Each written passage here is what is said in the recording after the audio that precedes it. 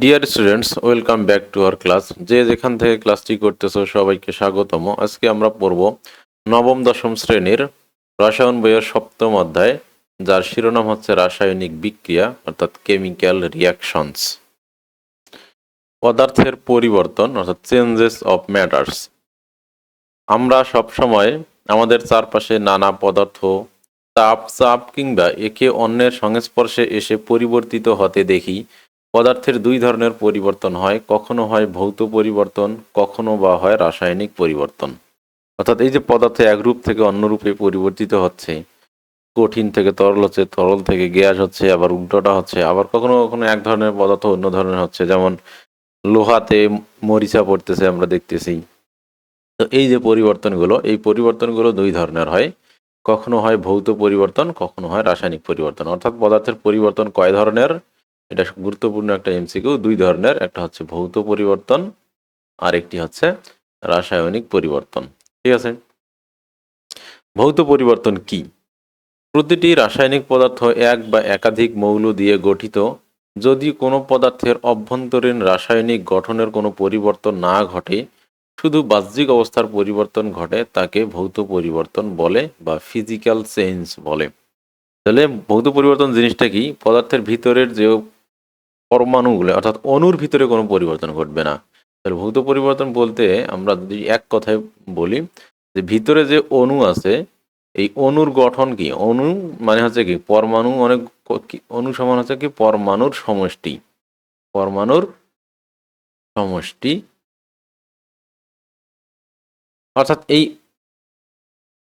অর্থাৎ এই অণুর মধ্যে যে পরমাণু সমষ্টি আছে, এই পরমাণু সমষ্টি যে প্যাটার্নে যুক্ত আছে, অর্থাৎ পানির ক্ষেত্রে দুইটা হাইড্রোজেন একটা অক্সিজেন বা অন্যান্য পদার্থের ক্ষেত্রে, তো এই যে গঠনটা, এই যে পরমাণুর সংখ্যাগুলো এবং পরমাণুগুলো কিভাবে যুক্ত আছে একটা অণুর মধ্যে, এইটাতে কোনো পরিবর্তন হবে না।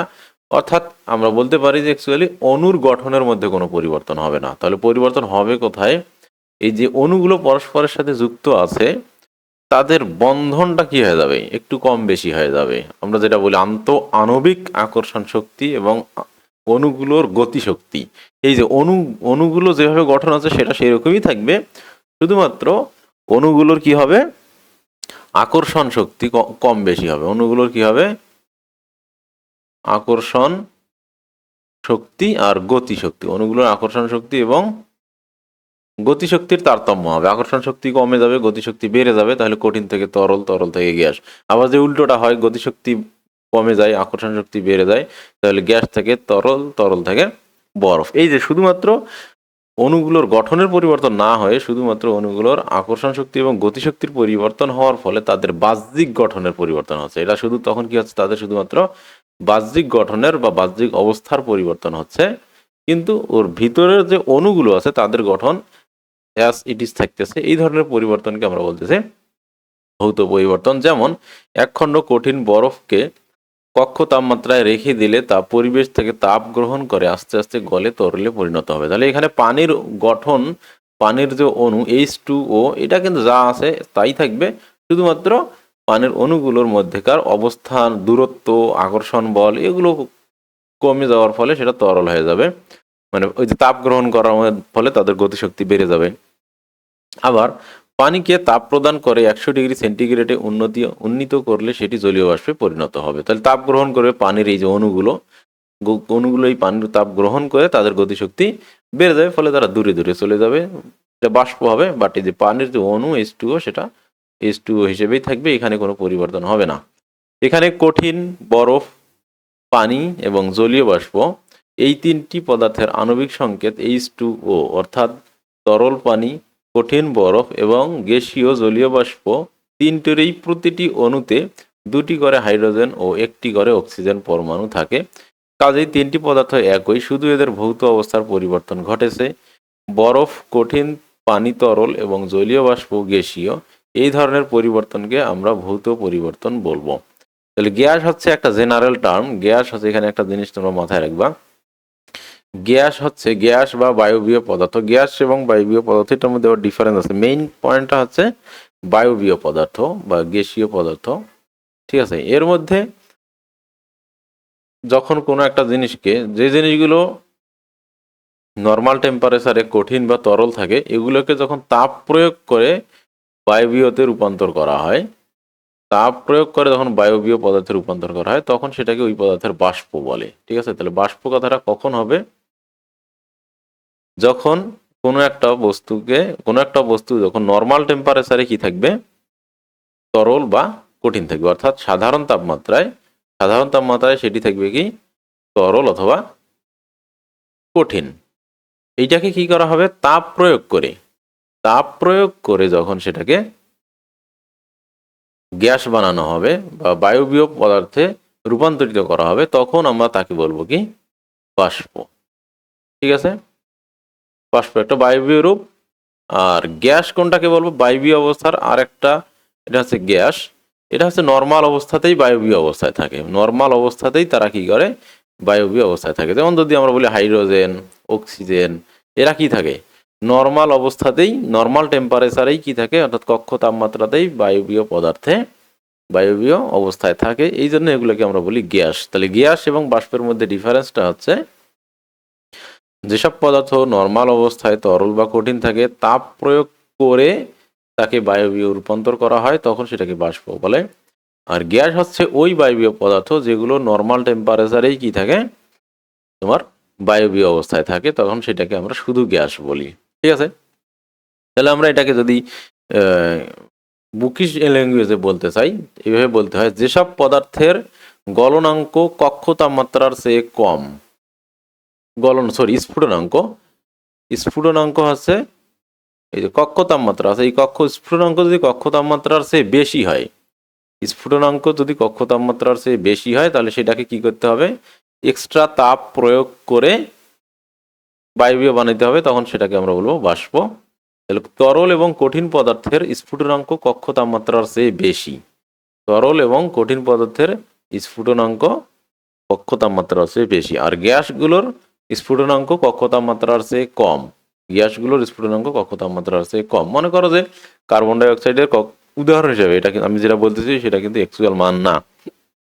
উদাহরণ হিসেবে কার্বন ডাই অক্সাইডের স্ফুটনাঙ্ক হচ্ছে 10 ডিগ্রি সেন্টিগ্রেড, যদিও এটা মাইনাস হবে, তো ধরে নিলাম আমি জাস্ট গ্যাসের স্ফুটনাঙ্ক হচ্ছে 10 ডিগ্রি সেন্টিগ্রেড, অর্থাৎ 10 ডিগ্রির নিচে হইলে সেই কার্বন ডাই অক্সাইড কি হবে, তরল হয়ে যাবে। আর কক্ষ তাপমাত্রা তো কত, প্রায় 25 ডিগ্রি, বা বাংলাদেশে বা রাজশাহীতে তো আরো বেশি, কিছু কিছু এলাকায়, রাজশাহী বা অন্যান্য এলাকা আছে, সেটা তোমার দেখা যাচ্ছে যে 35-36 ডিগ্রি পর্যন্ত অনেক সময় হয়ে যায়, 34 ডিগ্রি 32 ডিগ্রি। তো তো তাহলে কার্বন ডাই অক্সাইড যখন 10 ডিগ্রিতেই কি হয়, গ্যাসে পরিণত হয়, সেখানে আমাদের কক্ষ তাপমাত্রা হচ্ছে 25 ডিগ্রি সেন্টিগ্রেড। তার মানে এই কার্বন ডাই অক্সাইড সেটা কি হিসেবে থাকবে, ডেফিনেটলি সেটা গ্যাস, বায়বীয় অবস্থায় থাকবে, তখন এই কার্বন ডাই অক্সাইডকে আমরা বলবো গ্যাস। বুঝতে পারছো? তাহলে এই হচ্ছে কারো গ্যাস এবং বাষ্পের মধ্যে ডিফারেন্স। ঠিক আছে, এরপর আমরা দেখি রাসায়নিক পরিবর্তন তাহলে কি। কখনো কখনো দেখা যায় যে কোনো পদার্থের বাহ্যিক তাপমাত্রা ও চাপের পরিবর্তন করলে কিংবা অন্য পদার্থের সংস্পর্শে আনলে তা পরিবর্তিত হয়ে সম্পূর্ণরূপে ভিন্নধর্মী নতুন পদার্থে পরিণত হয়। তাহলে এখানে কি হয়, সম্পূর্ণ নতুন পদার্থে পরিণত হয়। কোন জিনিসটার পরিবর্তনের ফলে নতুন পদার্থ তৈরি হয়, অণু। এই অণুর গঠনে পরিবর্তন হয়ে যাবে। কি হবে, এই অণুর গঠন পরিবর্তন হয়ে যাবে। অর্থাৎ অণুতে যে পরিমাণ অক্সিজেন, যে পরিমাণ পরমাণু নিজেদের সাথে যে অনুপাতে যুক্ত ছিল, হয় এই অনুপাতটা পরিবর্তন হবে, অথবা নতুন অণু প্রবেশ করবে, ওখান থেকে কিছু অণু বের হয়ে যাবে, কিছু অণু চলে আসবে। অর্থাৎ অণু না, পরমাণু, নতুন পরমাণু অ্যাড হবে, বা ওখান থেকে কিছু পরমাণু বের হয়ে যাবে, অথবা ওখানে যে পরমাণুগুলো আছে সেই পরমাণুগুলোরই অনুপাতের পরিবর্তন হবে। অর্থাৎ আগে ছিল, যেমন আমরা যদি বলি H2O হচ্ছে পানি, তো এখানে যদি কোনোভাবে আরও একটা অক্সিজেন ঢুকে যায়, তাহলে এটা হলো হাইড্রোজেন পার অক্সাইড। তাহলে দেখো হাইড্রোজেন পার অক্সাইড, এখানে কি হলো, হাইড্রোজেন এবং অক্সিজেনই আছে, কিন্তু এবার অক্সিজেনের সংখ্যা বেড়ে গেছে। এই জন্য বললাম যে কোনো একটা অণুর মধ্যে পরমাণুগুলোর অনুপাত পরিবর্তন হতে পারে, অথবা এখান থেকে এটা যদি ভেঙে যায়, হাইড্রোজেন আলাদা হয়ে যায়, অক্সিজেন আলাদা হয়ে যায়, তাহলে কি হলো, পরমাণুগুলো আলাদা হয়ে গেল, বা অন্য কোনো পরমাণু এখানে বাইরে থেকে কি হতে পারে, অ্যাড হতে পারে। ঠিক আছে, এইরকম পরমাণু, অণুর ভিতরের যে পরমাণুগুলো আছে, এগুলোর মধ্যকার গঠন চেঞ্জ হয়ে যাবে, এদের সংখ্যা পরিবর্তন হয়ে যাবে, এদের অনুপাত পরিবর্তন হয়ে যাবে, এদের পরিমাণ পরিবর্তন হয়ে যাবে। তো এই জিনিসটাকেই বলা হচ্ছে কি রাসায়নিক পরিবর্তন, অর্থাৎ অণুর ভিতরের পরিবর্তন। তাহলে ভৌত পরিবর্তনে অণুর ভিতরে কোনো ধরনের পরিবর্তন হবে না অণুর গঠনে, আর রাসায়নিক পরিবর্তনে অণুর গঠনে পরিবর্তন হয়ে যাবে। তাহলে এইখান থেকে একটা জিনিস তোমরা খেয়াল করতে পারো যে রাসায়নিক পরিবর্তন হ্যাঁ হবে, মৌলিক পদার্থের রাসায়নিক পরিবর্তন। তাহলে বলো দেখি, তাহলে মৌলিক যে পদার্থগুলো আছে তাদের রাসায়নিক পরিবর্তন হবে কিনা। তার কারণ মৌলিক পদার্থের ভিতরে তো অণুই নাই, ওখানে তো একই একই পরমাণু, মানে যেমন অক্সিজেনের অণু O2 দিয়েই তৈরি। তাহলে এখানে রাসায়নিক পরিবর্তনটা কিভাবে হবে? হ্যাঁ হবে, এ যখন হাইড্রোজেনের সাথে যুক্ত হবে তখন হবে কি H2O। তাহলে দেখো আগে ছিল O2, একটা অক্সিজেনের সাথে আর একটা অক্সিজেন যুক্ত ছিল, এবার একটা অক্সিজেনের সাথে যুক্ত হয়ে গেল কি দুইটা হাইড্রোজেন। তার মানে মৌলিক পদার্থগুলোরও কি হবে রাসায়নিক পরিবর্তন হবে। মূলত তারাই তো রাসায়নিক পরিবর্তনের কি জ্বালানি, তাদেরকে দিয়েই তো জ্বালানি পরিবর্তনটা হচ্ছে। তো এ ধরনের পরিবর্তনকে রাসায়নিক পরিবর্তন বা কেমিক্যাল চেঞ্জ বলে, অর্থাৎ যে পরিবর্তনের ফলে সম্পূর্ণ ভিন্ন ধর্ম বিশিষ্ট নতুন পদার্থে পরিণত হয় তাকে রাসায়নিক পরিবর্তন বলে। এই ভিন্ন, সম্পূর্ণ ভিন্ন ধর্মটা কি কিসের বেসিসে সম্পূর্ণ ভিন্ন ধর্ম? এটা হচ্ছে অণুর গঠনের বেসিসে ভিন্ন ধর্ম। ঠিক আছে, তো রাসায়নিক পরিবর্তনে নতুন যে পদার্থ উৎপন্ন হয় তার অণুতে অবস্থিত মৌলগুলো পূর্বের পদার্থ থেকেই আসে। ঠিক আছে, তাহলে রাসায়নিক পরিবর্তনে যে নতুন পদার্থ উৎপন্ন হয় তার অণুতে অবস্থিত মৌলগুলো ওই যে দুইটা পরমাণু কি করছে বিক্রিয়ায় অংশগ্রহণ করছে বা যার পরিবর্তন হয়েছে সেখান থেকেই আসে, কিন্তু তাদের মধ্যে বন্ধনের প্রকৃতি অনুপাত এগুলো চেঞ্জ হয়ে যায়। পূর্বের অণুর মধ্যে বন্ধন সমূহের ভাঙ্গনের মাধ্যমে বিচ্ছিন্ন আয়ন বা পরমাণু সৃষ্টি হয়।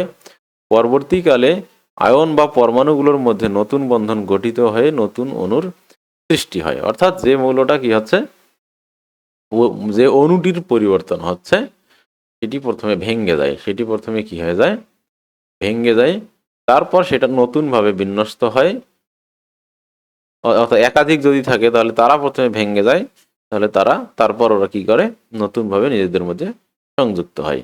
ঠিক আছে, যেমন আমরা যদি উদাহরণ হিসেবে সোডিয়াম, এই লবণ এবং পানির একটা বিক্রিয়া, সোডিয়াম ক্লোরাইড এবং ক্যালসিয়াম হাইড্রোক্সাইডের বিক্রিয়াটাই উদাহরণ হিসেবে দেখি আমরা, মানে অ্যাসিড এবং ক্ষারের বিক্রিয়া যদি দেখি, অ্যাসিড ক্ষারের বিক্রিয়া হচ্ছে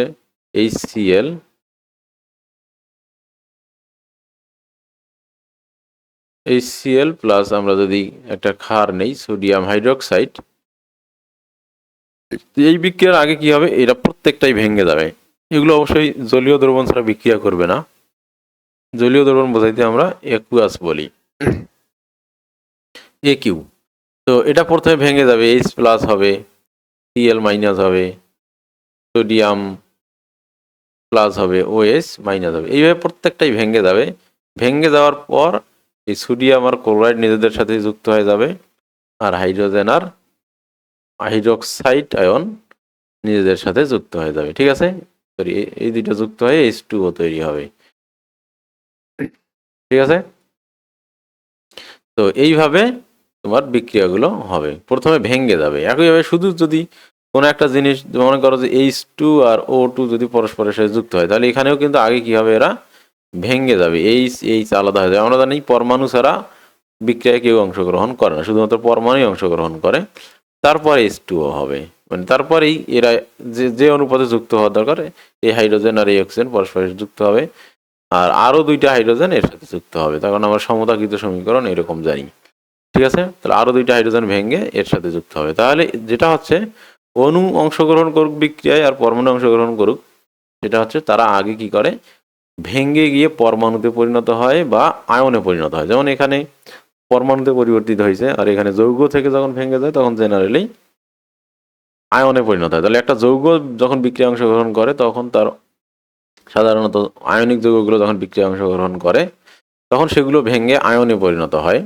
আর যখন সমযোজী যৌগ বা কোনো একটা পিওর মৌল বিক্রিয়ায় অংশগ্রহণ করে, পিওর মৌলের মধ্যেও তো সমযোজী বন্ধনই থাকে, এটা আমরা দেখেছি, তখন তারা আগে অণুতে বিভক্ত হয়, তারপর ওই অণুগুলো পরমাণুতে বিভক্ত হয়, তারপর সেই পরমাণুগুলো নতুনভাবে নিজেদের সাথে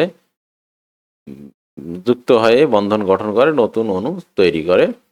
এক কথায় পুরনো বন্ধনের ভাঙ্গন এবং নতুন বন্ধনের গঠনই হচ্ছে রাসায়নিক বিক্রিয়া বা পরিবর্তন। তাহলে রাসায়নিক বিক্রিয়া পরিবর্তন এটা হচ্ছে কি, পুরনো বন্ধনটা ভেঙে যাবে।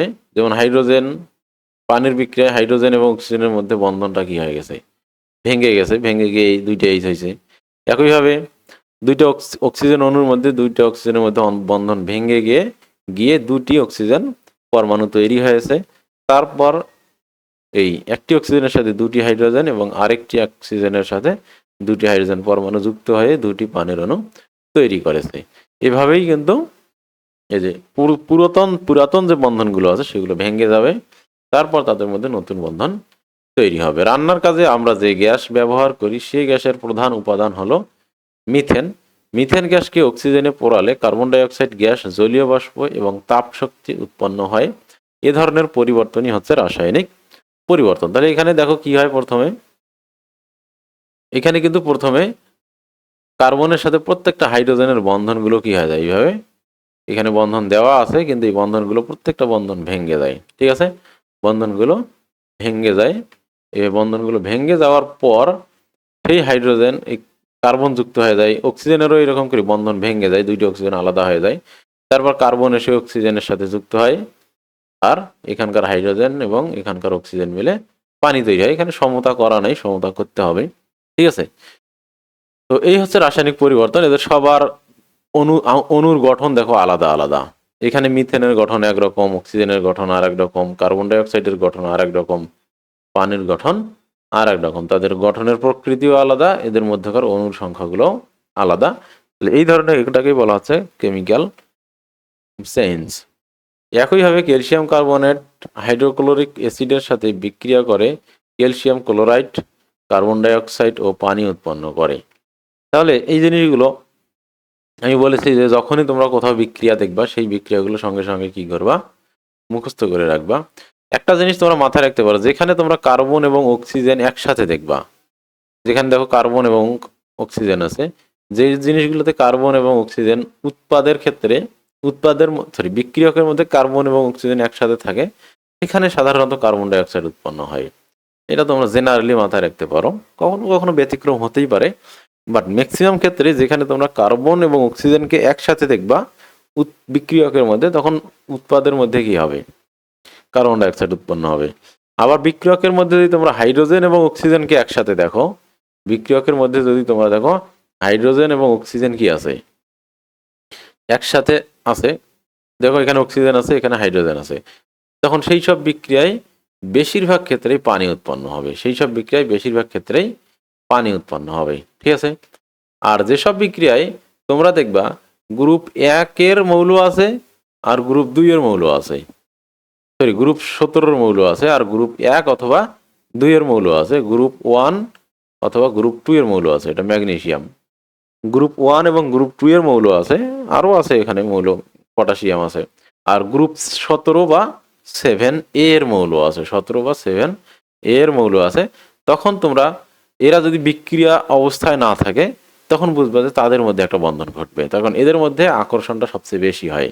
গ্রুপ 1-2 এবং গ্রুপ 7-এর মধ্যে আকর্ষণ বল সবচেয়ে বেশি হয়, তখন ওরা দুদিন একত্রিত হয়। যেমন এখানে গ্রুপ 2-এর একটা মৌল আছে আর গ্রুপ 7-এর একটা মৌল আছে, তাহলে স্বাভাবিকভাবে এরা নিজেদের সাথে যুক্ত হবে, তখন এদের মধ্যে প্রবল আকর্ষণ কাজ করে, আয়নিক বন্ধন গঠন হবে। তখন আয়নিক বন্ধন গঠনের সুযোগ থাকলে আগে আয়নিক বন্ধনই গঠন হবে, তারপর সমযোজী বন্ধন গঠন হবে। ঠিক আছে, তখন এখানে আয়নিক বন্ধন গঠনের সুযোগ আছে ক্যালসিয়াম, আর তাহলে গ্রুপ 2 আর গ্রুপ 7 আছে, তাহলে ওরা পরস্পরের সাথে যুক্ত হবে। দেখো কার্বন আর অক্সিজেন একসাথে আছে, তাহলে কার্বন ডাই অক্সাইড তৈরি হওয়ার একটা সুযোগ আছে। আবার এখানে হাইড্রোজেন আছে, আবার এখানে অক্সিজেন আছে, তাহলে পানি গঠনের সুযোগ আছে, তাহলে পানি গঠন হবে। তো এইভাবে আমরা একটা বিক্রিয়ার বুঝতে পেরে, মানে কেমন কি কি উৎপন্ন হতে পারে একটা বিক্রিয়া, সেখান থেকে আমরা ধারণা পেতে পারি। ঠিক আছে, এরপর দেখো রাসায়নিক বিক্রিয়া শ্রেণী বিভাগ। এই যে রাসায়নিক বিক্রিয়াগুলো হচ্ছে, ভৌত বিক্রিয়া নিয়ে আমরা ভৌত পরিবর্তন নিয়ে আলোচনা করতেছি না, এটা আগের অধ্যায়ে, প্রথম অধ্যায়ে বা দ্বিতীয় অধ্যায়ে এটা নিয়ে আলোচনা করা আছে। ইভেন ফিজিক্সেও এটা নিয়ে কিছু আলোচনা করা আছে। তো রাসায়নিক বিক্রিয়া, এটা যেহেতু কেমিক্যাল, এটা তো কেমিস্ট্রিতে মূলত রাসায়নিক বিক্রিয়া নিয়ে আলোচনা করা হবে। তার কারণ রাসায়নিক বিক্রিয়া মানে হচ্ছে কেমিক্যাল বন্ডিং এর পরিবর্তন, ঠিক আছে। তো রাসায়নিক বিক্রিয়াকে নিম্নলিখিত বিষয়গুলোর উপর ভিত্তি করে শ্রেণীবিভাগ করা যায়। প্রথম শ্রেণীবিভাগের ভিত্তিটা হচ্ছে রাসায়নিক বিক্রিয়ার দিক, অর্থাৎ রাসায়নিক বিক্রিয়াটা উৎপাদ থেকে, বিক্রিয়ক থেকে উৎপাদের দিকে বিক্রিয়কের দিকে আসতেছে কিনা। তো বিক্রিয়ার দিকের উপর ভিত্তি করে রাসায়নিক বিক্রিয়াকে দুই ভাগে ভাগ করা যায়। এক নম্বর হচ্ছে একমুখী বিক্রিয়া, দুই নম্বর হচ্ছে উভমুখী বিক্রিয়া। তাহলে এই জিনিসগুলো কি আমরা দেখি আস্তে আস্তে। একমুখী বিক্রিয়া হচ্ছে ইংরেজিতে ইররিভার্সিবল রিয়াকশন, অর্থাৎ যেটা উল্টা দিকে ফিরে আসে না। রিভার্সিবল মানে হচ্ছে যেটা কি হয়, উল্টা দিকে ফিরে আসে। আর ইররিভার্সিবল মানে হচ্ছে যেটাকে কাম ব্যাক করানো যায় না বা উল্টা দিকে ফিরিয়ে নিয়ে আসা যায় না। তো এই একমুখী বিক্রিয়াটা কি জিনিস, যে রাসায়নিক বিক্রিয়ায় বিক্রিয়ক পদার্থগুলো উৎপাদে পরিণত হয় কিন্তু উৎপাদ পদার্থগুলো পুনরায় বিক্রিয়কে পরিণত হয় না, তাকে একমুখী বিক্রিয়া বলে, ঠিক আছে। যেমন তুমি যদি ক্যালসিয়াম কার্বনেটকে একটি খোলা পাত্রে নিয়ে তাপ দাও, তাহলে দেখবে ক্যালসিয়াম কার্বনেট ভেঙে গিয়ে কঠিন চুন এবং গ্যাসীয় কার্বন ডাই অক্সাইড পরিণত হবে। গ্যাসীয় কার্বন ডাই অক্সাইড বিক্রিয়া পাত্র থেকে অপসারিত হয়ে এই অবস্থায় কঠিন চুন পুনরায় ক্যালসিয়াম কার্বনেটে পরিণত হয় না। সুতরাং এটি একটি একমুখী বিক্রিয়া। একমুখী বিক্রিয়ার জন্য সমীকরণে বিক্রিয়ক ও উৎপাদের মধ্যে একটি ডানমুখী তীর চিহ্ন ব্যবহার করা হয়। তাহলে এখান থেকে তোমরা একটা ইনফরমেশন পেলা যে আমরা সাধারণত যে এই দিকে বিক্রিয়া, এটা সমান যে এই যে উৎপাদ তৈরি হয়, শুধু উৎপাদ তৈরি হয়ে ক্ষান্ত থাকে না। যখন একটা বিক্রিয়া, তখন এই দিকে কিছু বিক্রিয়ক বিক্রিয়া করে যখন এরকম উৎপাদ তৈরি করে, এই উৎপাদগুলো যখন একসাথে থাকে তখন সেই উৎপাদগুলো নিজেদের মধ্যে বিক্রিয়া করে, আবার কি করে, এই বিক্রিয়কটাকে ফিরায় নিয়ে আসে। বেশিরভাগ বিক্রিয়ার ক্ষেত্রে এটি হয়। অর্থাৎ দুইটা জিনিস যখন, তো যে কোনো বিক্রিয়াই মেনলি কি দুই দিক থেকে হওয়ার সম্ভাবনা রাখে। অর্থাৎ একটা জিনিস ভেঙে বা দুইটা জিনিস গড়ে যদি একটা জিনিস তৈরি হয়, তাহলে ওরা আবার কি করে, উল্টা বিক্রিয়াও করে, সবসময় করে। কিন্তু কিছু কিছু বিক্রিয়া আছে যেগুলো কি উল্টা বিক্রিয়াটা করে না। ম্যাক্সিমাম ক্ষেত্রে যেসব বিক্রিয়াতে তোমার এইরকম গ্যাসীয় পদার্থ থাকে, এরকম কি থাকে, গ্যাসীয় পদার্থ থাকে যেগুলো উড়ে যায়, গ্যাসীয় পদার্থ থাকে যেগুলো উড়ে যায়। কেমিস্ট্রির ভাষায় এই যে পদার্থ যেটা উড়ে যায় বিক্রিয়ক উৎপাদটি, সেটাকে বোঝানোর জন্য ওর সামনে বা পিছনে এভাবে তীর চিহ্ন দেওয়া হয়। যে কোনো একটা, আমি দুই দিকেই দিলাম, যে কোনো একদিকে তীর চিহ্ন দিয়ে বোঝানো হয় যে এইটা বিক্রিয়া পাত্র থেকে কি হবে, উড়ে যাবে। তো এটা যখন বিক্রিয়া পাত্র থেকে উড়ে যাবে, তখন তো এরা দুজন বিক্রিয়া করে আবার নতুন করে এই ক্যালসিয়াম কার্বনেট উৎপন্ন করার সুযোগ পাবে না। পাবে কি? পাবে না। তখন আমরা বলতে পারবো এই বিক্রিয়াটা আর বিপরীত দিকে ফিরে আসতেছে না। মানে এরা যে আসার যোগ্য না তা কিন্তু না, বরং কার্বন ডাই অক্সাইড উড়ে যাওয়ার কারণে এই বিপরীত বিক্রিয়াটা ঘটবে না। অর্থাৎ calcium oxide plus carbon die oxide মিলে কি হবে, আবার ক্যালসিয়াম কার্বনেট তৈরি হবে, ঠিক আছে। এইরকম কিন্তু এইরকম হয়তো, কিন্তু ক্যালসিয়াম অক্সাইড, এখানে কার্বন ডাই অক্সাইডটা উড়ে যাওয়ার কারণে ক্যালসিয়াম অক্সাইডের সাথে বিক্রিয়া করার সুযোগ পাচ্ছে না। কিন্তু এটাকে যদি একটা কি করা হতো, এরকম আবদ্ধ পাত্রে রাখা হতো, এরকম একটা গোল আবদ্ধ পাত্রে বা এরকম একটা আবদ্ধ পাত্রে রেখে দেওয়া হইতো, যেখানে কার্বন ডাই অক্সাইড কি হতে পারবে না, উড়ে যেতে পারবে না। অর্থাৎ কার্বন ডাই অক্সাইড গুলো ক্যালসিয়াম অক্সাইডের সংস্পর্শেই থাকবে। তখন কিন্তু এই বিক্রিয়াটা হয়ে আবার কি উল্টা দিক থেকে ক্যালসিয়াম কার্বনেট তৈরি হতো, ঠিক আছে। তাহলে এই ধরনের বিক্রিয়াকে আমরা কি বলতেছি, একমুখী বিক্রিয়া। অর্থাৎ যে বিক্রিয়াটা কি হয় না, শুধুমাত্র একদিকে ঘটে, অর্থাৎ নিচের দিকে কি ফিরে আসে না, সেই বিক্রিয়াটাকে আমরা বলতেছি একমুখী বিক্রিয়া। অর্থাৎ শুধু বিক্রিয়ক থেকে উৎপাদ পরিণত হবে, কিন্তু উৎপাদ থেকে বিক্রিয়কে পরিণত হবে না। এরপর আছে উভয়মুখী বিক্রিয়া বা রিভার্সিবল রিয়াকশনস, যেটা উল্টা দিকে ফিরে আসে। যে রাসায়নিক বিক্রিয়ায় বিক্রিয়ক পদার্থ বিক্রিয়া করে উৎপাদে পরিণত হয়, আবার উৎপাদ পদার্থগুলো বিক্রিয়া করে পুনরায় বিক্রিয়ক পদার্থে পরিণত হয়, এই ধরনের রাসায়নিক বিক্রিয়াকে উভমুখী বিক্রিয়া বলে। উভমুখী বিক্রিয়ায় বিক্রিয়ক হতে উৎপাদ হওয়ার বিক্রিয়াকে সম্মুখমুখী বিক্রিয়া এবং উৎপাদ হতে বিক্রিয়কে পরিণত হওয়ার বিক্রিয়াকে পশ্চাৎমুখী বা বিপরীতমুখী বিক্রিয়া বলে। উভমুখী বিক্রিয়ায় বিক্রিয়ক এবং উৎপাদের মধ্যে বিপরীতমুখী দুটি অর্ধ তীর চিহ্ন ব্যবহার করে সমীকরণ উপস্থাপন করা হয়। তো তাহলে কিভাবে উপস্থাপন করা হয়, যে এইভাবে প্রথমে ইথানল এবং ইথানোয়িক অ্যাসিড, ইথানল আর ইথানোয়িক অ্যাসিড পরস্পরের সাথে বিক্রিয়া করে ইথাইল ইথানয়েড তৈরি করে। ইথাইল ইথানয়েড এর নাম হচ্ছে এস্টার, মেইন নাম হচ্ছে ইথাইল ইথানয়েড। ইথাইল ইথানয়েড এবং পানি তৈরি করে। তো এই ইথাইল ইথানয়েড আর পানি যখন তৈরি হয়, কিছুক্ষণ যখন এরা কিছু পরিমাণ তৈরি হয়, তখন এরা আবার বসে থাকে না, এরা আবার নিজেদের সাথে বিক্রিয়া করে আবার এই জিনিসটাই কি করে, তৈরি করে।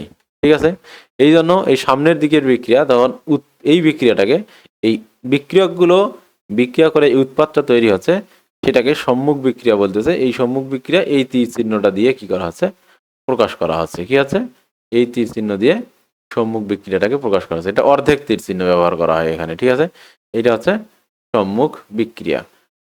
আর আবার ইথাইল ইথানয়েড এবং পানি বিক্রিয়া করে উল্টাভাবে ইথানল এবং ইথানোয়িক অ্যাসিড তৈরি হচ্ছে, এটাকে বলা হচ্ছে বিপরীতমুখী বিক্রিয়া। অর্থাৎ দুই দিকে দুইটা বিক্রিয়া ঘটছে, তাহলে এইটাকে বলা হচ্ছে সম্মুখ বিক্রিয়া আর এটাকে বলা হচ্ছে বিপরীত বিক্রিয়া, বিপরীতমুখী বিক্রিয়া। তো এটাকে এরকম দুইটা ফুল তীর চিহ্ন না দিয়ে একটু সৌন্দর্য হিসাবে দেখানোর জন্য অর্ধেক তীর চিহ্ন দেখানো হয়। তো দুই দিকে এরকম আমরা কি করব, দুইটা দাগ দেব। তাহলে এখানে একটা দাগ, এখানে একটা দাগ, তাহলে ওই দাগেরকে উপরের দিকে এইভাবে তীর চিহ্ন, এটা এইদিকে যাচ্ছে, আর এটার জন্য নিচের দিকে এই তীর চিহ্ন, এটা এইদিকে যাচ্ছে। তো দেখতে সুন্দর লাগে, তাই এটা বোঝানো হয়।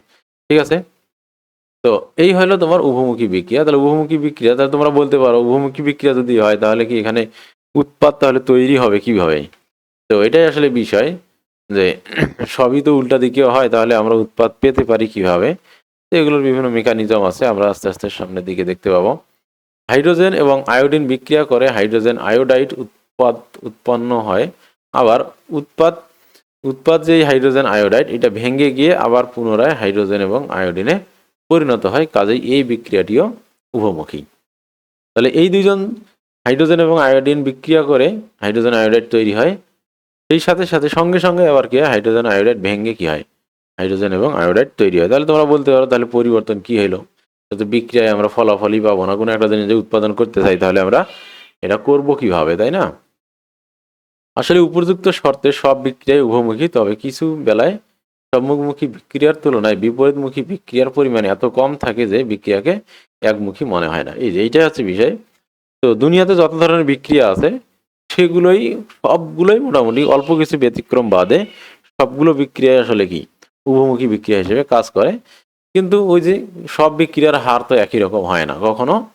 আবার আরো অনেক কিছু তোমার আছে, কন্ডিশন আছে, যেগুলোর উপর বিক্রিয়া ভিত্তি করে বলা যায় যে দুই ধরনের বিক্রিয়ার হার কি হয় না, একই রকম হয় না। সামনের দিকে যতখানি এটা যত উদাহরণ হিসাবে এই জিনিসটা, হাইড্রোজেন আয়োডাইড মিলে যত পরিমাণ হাইড্রোজেন আয়োডাইড তৈরি হবে, হাইড্রোজেন আয়োডাইড একই হারে ভাঙতে পারবে না, একটু কম ভাঙবে, ভাঙ্গার হার কম হইতে পারে। উল্টাটাও হইতে পারে, এদের গড়ার হার যতখানি ভাঙ্গার হার তার চেয়ে বেশি হইতে পারে।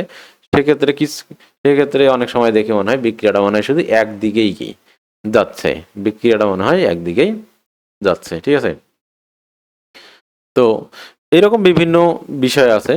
আবার আমি বললাম যে যখন কোনো একটা মনে করো হাইড্রোজেন আয়োডাইড যদি উৎপন্ন এইটা হাইড্রোজেন আয়োডাইড ভেঙে যে হাইড্রোজেন এবং আয়োডিন হয়, মনে করো উল্টা বিক্রিয়ার ক্ষেত্রে, এবং এই হাইড্রোজেনটা কি হচ্ছে, অর্থাৎ আমি যদি এইটাকে লিখি, এই হাইড্রোজেন আয়োডাইড ভেঙে H2+I2 হচ্ছে। এখন মনে করো এটা কঠিন অবস্থায়, বা সাধারণত দুইটাই গ্যাস, তাই এইটা মনে করো গ্যাস অবস্থায় আছে, খোলা পাত্রে যদি বিক্রিয়া করে তাহলে এটা কি হবে, উড়ে যাবে। এটা কি হবে, উড়ে যাবে। তখন কিন্তু বিপরীত বিক্রিয়া ঘটার সুযোগ হবে না। তো এইরকম কিছু কিছু শর্তে আছে, তারা একমুখী হয় অনেক সময়। আর তাছাড়া বেশিরভাগ বিক্রিয়া উভমুখী হয়, কিন্তু দুইটা বিক্রিয়ারই হার একই হয় না। দেখা যায় ভাঙ্গার হার বেশি হলে গড়ার হার কম হয়। এগুলো আবার তোমার পদার্থের পরিমাণের উপরেও নির্ভর করে। আস্তে আস্তে আমরা আসতেছি। এরপর হচ্ছে রাসায়নিক বিক্রিয়া তাপের পরিবর্তন। তো এটা খুব সম্ভবত তোমাদের এখানে আলোচনা করা নাই, এই জন্য আমি একটুখানি আলোচনা করে দেই যে এটা কিভাবে তাহলে আমরা কোনো একটা উৎপাদ কিভাবে পেতে পারি। ঠিক আছে, বা কখন কোন বিক্রিয়া কতটুকু হবে সেটা দেখো। তো এটা বিক্রিয়াগুলো সাধারণত নির্ভর করে তাদের পরিমাণের উপর নির্ভর করে। H2+I2 = HI। এই যে বিক্রিয়াটা তৈরি হলো, তো এই বিক্রিয়াটা প্রথমে দেখো প্রথমে কিন্তু কোনো ধরনের HI পরিমাণ ছিল না, এটা ছিল 0। আর এটা মনে করো ছিল কি 10 গ্রাম, এটাও কি উদাহরণ হিসেবে 10 গ্রাম, যদিও এটা বেশি লাগবে একই পরিমাণের সাথে বিক্রিয়া করার জন্য, কারণ বিক্রিয়া তো গ্রাম ওয়েটে হয় না, বিক্রিয়া হয় মোল অনুপাতে। ঠিক আছে, তো এর 2 মোল আর ওর 2 মোল, তাহলে বেশি হইতো। এটা হাইড্রোজেন 2 গ্রামের সাথে আয়োডিন তো মনে হয় কি 53 না কত, আর অনেক বেশি আছে। যাই হোক, তারপর উদাহরণ হিসেবে ধরে নিলাম আমরা 10 গ্রাম করে আছে। তো প্রথমে হাইড্রোজেন এবং আয়োডিন বেশি আছে আর হাইড্রোজেন আয়োডাইড তো নাই, তার মানে বিপরীত বিক্রিয়া প্রথমে তো হবেই না।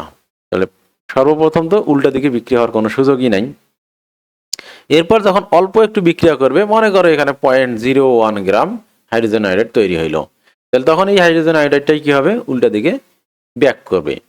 কিন্তু এই যে পরিমাণের উপর আবার বিক্রিয়ার হার নির্ভর করবে, যত বেশি থাকবে বিক্রিয়ক বা উৎপাদ যত বেশি থাকবে, মানে এই বিক্রিয়ার জন্য উভমুখী বিক্রিয়ার জন্য, এই সম্মুখমুখী বিক্রিয়ার জন্য এরা বিক্রিয়ক এটা উৎপাদ, আর বিপরীত বিক্রিয়ার জন্য এ বিক্রিয়ক এ উৎপাদ। তাহলে যে বিক্রিয়ায় হোক না কেন বিক্রিয়ার যে পরিমাণ এটার উপর নির্ভর করে বিক্রিয়ার হার কম বেশি হয়। তাহলে দেখো প্রথম দিকে দেখো হাইড্রোজেন এবং আয়োডিনের পরিমাণ অনেক বেশি আছে, তো এই জন্য হাইড্রোজেন আয়োডিন থেকে হাইড্রোজেন আয়োডাইড তৈরি হবে অনেক বেশি। উল্টা দিকে হাইড্রোজেন আয়োডাইডের পরিমাণ প্রথমে থাকবে কম, এই জন্য কি হবে হাইড্রোজেন আয়োডাইড ভেঙে হাইড্রোজেন এবং আয়োডিনে পরিণত হবে, এই হারটা অনেক কম হবে। তো যেহেতু এই দিকের বিক্রিয়ার হার বেশি, তার মানে স্বাভাবিকভাবে আস্তে আস্তে হাইড্রোজেন আয়োডাইডের পরিমাণ বাড়তে থাকবে, 1 গ্রাম 2 গ্রাম 3 গ্রাম 4 গ্রাম করে আস্তে আস্তে বাড়তে থাকবে। ঠিক আছে, যত বাড়তে থাকবে তত আবার এই দিকের বিক্রিয়ার হারটা কি বাড়তে থাকবে। আর এই দিকে বিক্রিয়ার যত বিক্রিয়াটা কি আছে, এই দিকে হাইড্রোজেন এই বিক্রিয়ার হার প্রথমে বেশি ছিল, কিন্তু পরিমাণটা কি আস্তে আস্তে কমে যাচ্ছে, তার মানে এই দিকে বিক্রিয়ার হারটা প্রথমে যত দ্রুত ছিল আস্তে আস্তে কমতে থাকবে। তার মানে আমরা বলতে পারি ওই যে উভমুখী বিক্রিয়ায় প্রথম যেটা সম্মুখমুখী যে বিক্রিয়াটা, সম্মুখমুখী বিক্রিয়ার হার প্রথমে থাকবে অনেক বেশি, তারপর সেটা আস্তে আস্তে কমে যাবে। আর বিপরীতমুখী বিক্রিয়ার হার প্রথমে থাকবে অনেক কম, সেটা আস্তে আস্তে আস্তে আস্তে আস্তে কি বাড়তে থাকবে।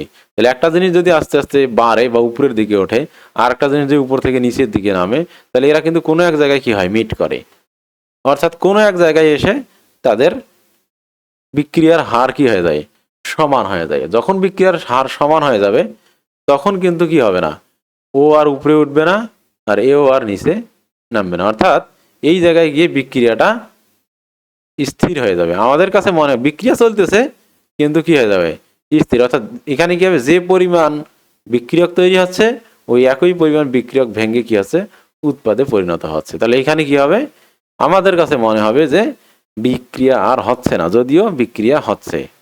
কি হবে, যে পরিমাণ হাইড্রোজেন এবং আয়োডিন যুক্ত হয়ে হাইড্রোজেন আয়োডাইড তৈরি হচ্ছে ওই একই পরিমাণ হাইড্রোজেন এবং হাইড্রোজেন আয়োডাইড ভেঙে হাইড্রোজেন এবং আয়োডিনে পরিণত হচ্ছে। তাহলে কারো কোনো পরিবর্তন হবে না, যদিও পরিবর্তন হচ্ছে, পরিমাণের পরিবর্তন হবে না কিন্তু বিক্রিয়া ঘটতেছে। ঠিক আছে, এই অবস্থাটাকে বলা হয় সাম্যাবস্থা। এটাকে বলা হয় কি বিক্রিয়ার সাম্যাবস্থা, এটাকে বলা হয় বিক্রিয়ার সাম্যাবস্থা। ঠিক আছে, তো এই সাম্যাবস্থায় যখন একটা বিক্রিয়া পৌঁছায় তখন সেটাকে মনে হয় যে বিক্রিয়া হচ্ছে না, যদিও সেখানে কি বিক্রিয়া হচ্ছে। মনে করো এই বিষয়টা অনেকটা এইরকম যে তোমরা এরকম একটা পাত্র দেখতে পাইতেছ, তোমরা শুধুমাত্র পাত্রের কি এইটুকু অংশ দেখতে পারতেছ, এইটুকু অংশ তোমরা দেখতে পাও। ঠিক আছে, পাত্রটার এইটুকু অংশ তোমরা দেখতে পাও, অর্থাৎ পাত্রটা মনে করো যে এই পাত্রটার এইটুকু অংশ বন্ধ আর বাকি অংশ এইটুকু অংশ খোলা আছে। ঠিক আছে, এখন যদি এইরকম হয় যে এখানে একটা নল যুক্ত আছে আর এখানে একটা নল যুক্ত আছে, ঠিক আছে, পাত্রের পানি মনে করো এই পর্যন্ত পাত্রের পানি আছে, একদম ভর্তি আছে, তোমাদের এই এই অংশ তোমরা দেখতে পাও না। যদি এরকম হয় যে এখানে প্রতি মিনিটে 2 লিটার পানি প্রবেশ করে আর এই দিক দিয়ে প্রতি মিনিটে 2 লিটার পানি বের হয়ে যায়, তখন এই দর্শক যে দেখবে তার কাছে কি পানির কোনো পরিবর্তন মনে হবে? সে মনে হবে এখানে পানি প্রবেশও করছে না, এখানে পানি ঢুকছেও না, কিন্তু আসলে কিন্তু পানি কি হচ্ছে একদিক দিয়ে ঢুকতেছে আরেক দিয়ে বের হয়ে যাচ্ছে। ঠিক আছে, তো ওই উভমুখী সাম্যাবস্থাটা বিষয়টা অনেকটা ওই রকম। তো প্রত্যেক উভমুখী বিক্রিয়াকেই যদি আমরা ওরা ওই একই রকম রেখে দেই তাহলে একটা সময় গিয়ে এরকম সাম্যাবস্থায় রূপান্তরিত হবে। তাহলে উপায় কি, সাম্যাবস্থা আমরা যদি হাইড্রোজেন আয়োডাইড পেতে চাই তাহলে আমাদের কি করতে হবে, হাইড্রোজেন আয়োডাইড এখান থেকে সরাই ফেলতে হবে। যদি হাইড্রোজেন আয়োডাইড সরাই ফেলি তাহলে কি হবে, উৎপাদের পরিমাণ কমে যাবে, তার মানে রিভার্স বিক্রিয়ার হারও কমে যাবে, সেক্ষেত্রে সম্মুখ বিক্রিয়াটা কি বেশি বেশি ঘটবে। এরকম আরো কিছু আছে। এটা একটা সবচেয়ে সহজ উপায়, যে উৎপাদ যদি আমরা পেতে চাই বেশি, তাহলে উৎপাদটাকে কি করা, সরায় ফেলা, তাহলে এখানে আর উল্টা বিক্রিয়া হওয়ার সুযোগ পাবে না। এটা একটা ওয়ে। আরো কিছু ওয়ে আছে, তো আপাতত এটাই মনে রাখো, যেহেতু তোমাদের এখানে আলোচনা করা নাই। এরপর আছে রাসায়নিক বিক্রিয়ায় তাপের পরিবর্তন। ইতপূর্বে তোমরা জেনেছো যে তাপীয় পরিবর্তনের মাধ্যমে রাসায়নিক বিক্রিয়া সংগঠিত হয়।